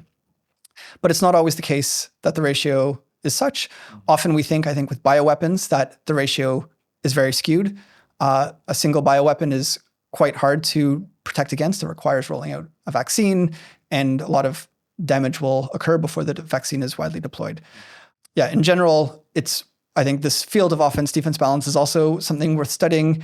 And I would say the field of AI has too often drawn an analogy from computer security, where vulnerabilities are easily patched. And so the sort of correct response in computer security is typically to encourage vulnerability discovery, because then you can roll out a patch, and then the new operating system or software is resilient to the previously discovered vulnerability. Not all systems have that property. Again, biological systems are hard to patch. Social systems also are hard to patch. So deepfakes do have a patch. We can develop this immune system where we know just because someone does a video call with you doesn't mean that's sufficient authentication of the identity of the person, the instruction you're getting to transfer some millions of dollars or so forth. Humans, have a lot of inertia in their systems, and it's quite costly to sort of build the new infrastructure and then train people to use it correctly. You have a couple of really nice papers on this offense-defense balance question, which unfortunately we couldn't fit inside the margins of the page this time around, so might have to wait for a third interview. We're almost out of time, but just to finish up, I wanted to talk a bit about, I guess, advice for people in the audience. As I mentioned, back in 2018, you were telling people they should jump into this AI safety and governance and policy work, which I think was excellent advice at the time and might still be excellent advice now. I guess back then you were saying there were technical people perhaps in this area, but social scientists less so. There were some real gaps of different disciplines and areas of knowledge that just weren't really going into AI governance because I suppose they weren't hearing about it or it didn't seem as relevant. Is social science still a big gap? And are there other kind of big gaps where you'd really benefit having people who have a particular sort of training or interest coming into the field? Yeah, it remains to be a huge gap. And it's hard for me to name a single area. I think we need more political scientists, economists, historians, ethicists, philosophers, sociologists, ethnographers, really, because AI will and is having such profound impacts across society, we need experts in all aspects of society to make sense of it and to help guide Google and help guide government in terms of what's the right way to proceed with these technologies. Yeah. Are there any particular roles that I suppose you mentioned you're hiring right now? Maybe not by the time that this episode comes out. But what are the sorts of roles that GDM maybe has difficulty hiring for, even despite its prominence? Where it'd be great if you could get more people into the field. I mean, I think talent is in high demand everywhere. So within, I guess, my side, we're looking for experts in international politics, in domestic politics, in governance of technology, domestic and international, in forecasting technology, in these sort of macro trends, in predicting the impacts of technology. There's a lot of work on agents that needs to take place. So thinking about autonomy, risks and safety, thinking about assistance, how those can be deployed. There's such a rich space of interactions with humans and challenges and opportunities there to get right. There's the ethics team at Google DeepMind is hiring. So there's a lot of more ethics-heavy questions and work to be done from an ethics lens, responsibility, policy work. And this is just on, the kind of non-technical side. And then within technical safety, there's a large portfolio of work that needs to be done. Yeah, sort of all of the above. Yeah. Final question, or final section, if you have time. This show is we talk about AI a lot. Unfortunately, we do have a slight tendency towards doom and gloom and always talking about the risks and the downsides and so on. I suppose we talk about that because we worry that it's neglected in the broader conversation, or maybe it's the only thing that's stopping us from achieving these enormous possible gains that we can get from AI and AGI. I guess in the interest of having at least a modicum of balance, what are some of the applications of AI that you're excited about? Some applications that you would really like to see sooner rather than later? It's a great question, and it's important to keep at the top of our minds. So hopefully, readers and listeners will get this message. This is, the why we would want to build AI and advanced AI and AGI is that the benefits could really be profound, and will be profound if built safely. To motivate it, personally, I've found the experience of riding in a Waymo self-driving car to be really impactful. I've noticed a trend of, I guess, tourists to San Francisco to, report back on this, really, first this historical moment when people are able to ride in a car that's driving itself. Going back in time, this is a new phenomenon, something new under the sun. It's quite incredible that the safety has reached the number of nines required to do that safely. Waymo recently put out a safety report documenting how many fewer crashes that have injuries or just crashes that involved police coming to the scene. And the latter was 2x less. So there's 2 times fewer incidents that involved police coming to the crash scene. And then I believe it was 6 times fewer crashes involving an injury. So this is one, quantified benefit. If we can have fewer, crippling car injuries, that would be profound. I'm imagining a world where we don't need to expend so many resources building cars that mostly sit in our parking lots, and we don't need to dedicate urban space to cars just waiting for us to end the workday. Instead, we can reclaim that urban space for other more productive purposes. So that's just one technology. And of course, there are challenges that we need to think through there as well. I think medicine and health is another domain that could really be profoundly beneficial. I personally look forward to the day when I can consult, sort of phone a doctor in your phone and ask, give it my symptoms, and it can assure me, no, this is, these are reasonable or incoherent symptoms. You don't need to worry about it. And it can also advise me when it's time to, see a doctor, thereby saving the medical establishment the time costly activity of seeing patients and allowing us to use the human doctor's time more effectively. Yeah, I already use LLMs quite a lot for health advice, but I guess is it DeepMind that developed MedPalm 2, which I think is kind of the state of the art of this sort of a GG or like medical consultancy? So that was from Google, and Google has this MedLM is the broad name for its work on language models for medical purposes. And in general, Google has a quite extensive health portfolio. That one's not publicly available yet, right? But I guess I imagine Google's working on it. It's my understanding that MedLM is available to certain users. So, yeah. Maybe I might get to give it a whirl at some point. I suppose something that's I've said this on the show before, but something that I think about the most perhaps is I've got a kid almost 1 year old. I suppose they'll be in kindergarten and then at school in a couple of years' time. And actually thinking about what is it like in a typical school that might be in your district. It's not necessarily always going to be the very best education, and there's lots of things that are kind of unpleasant about school sometimes. So I'm kind of hoping that by the time they would be attending school, there'll at least be an option for them to get tutoring and assistance from AI models that could be as good as the best teacher in principle, at least if they were designed really well. I suppose there's issues with classroom management, but you could also imagine they might be able to be much more engaging and entertaining and interesting than a real life first grade teacher might be. I suppose you have 3 kids as well, and I imagine that the oldest might be approaching school age pretty soon, if not already. Do you think they're going to be actually taught by a LLM teacher at any point soon? I think AI in education is a huge opportunity, for reasons you mentioned. Another data point here is tutoring is hugely impactful, or small class sizes is another way of putting it, for student success. And so having an AI tutor that can complement the school system could be very beneficial. It would flag, mistakes that the student makes, and then can provisionally point out, where they went wrong or show different ways of proceeding.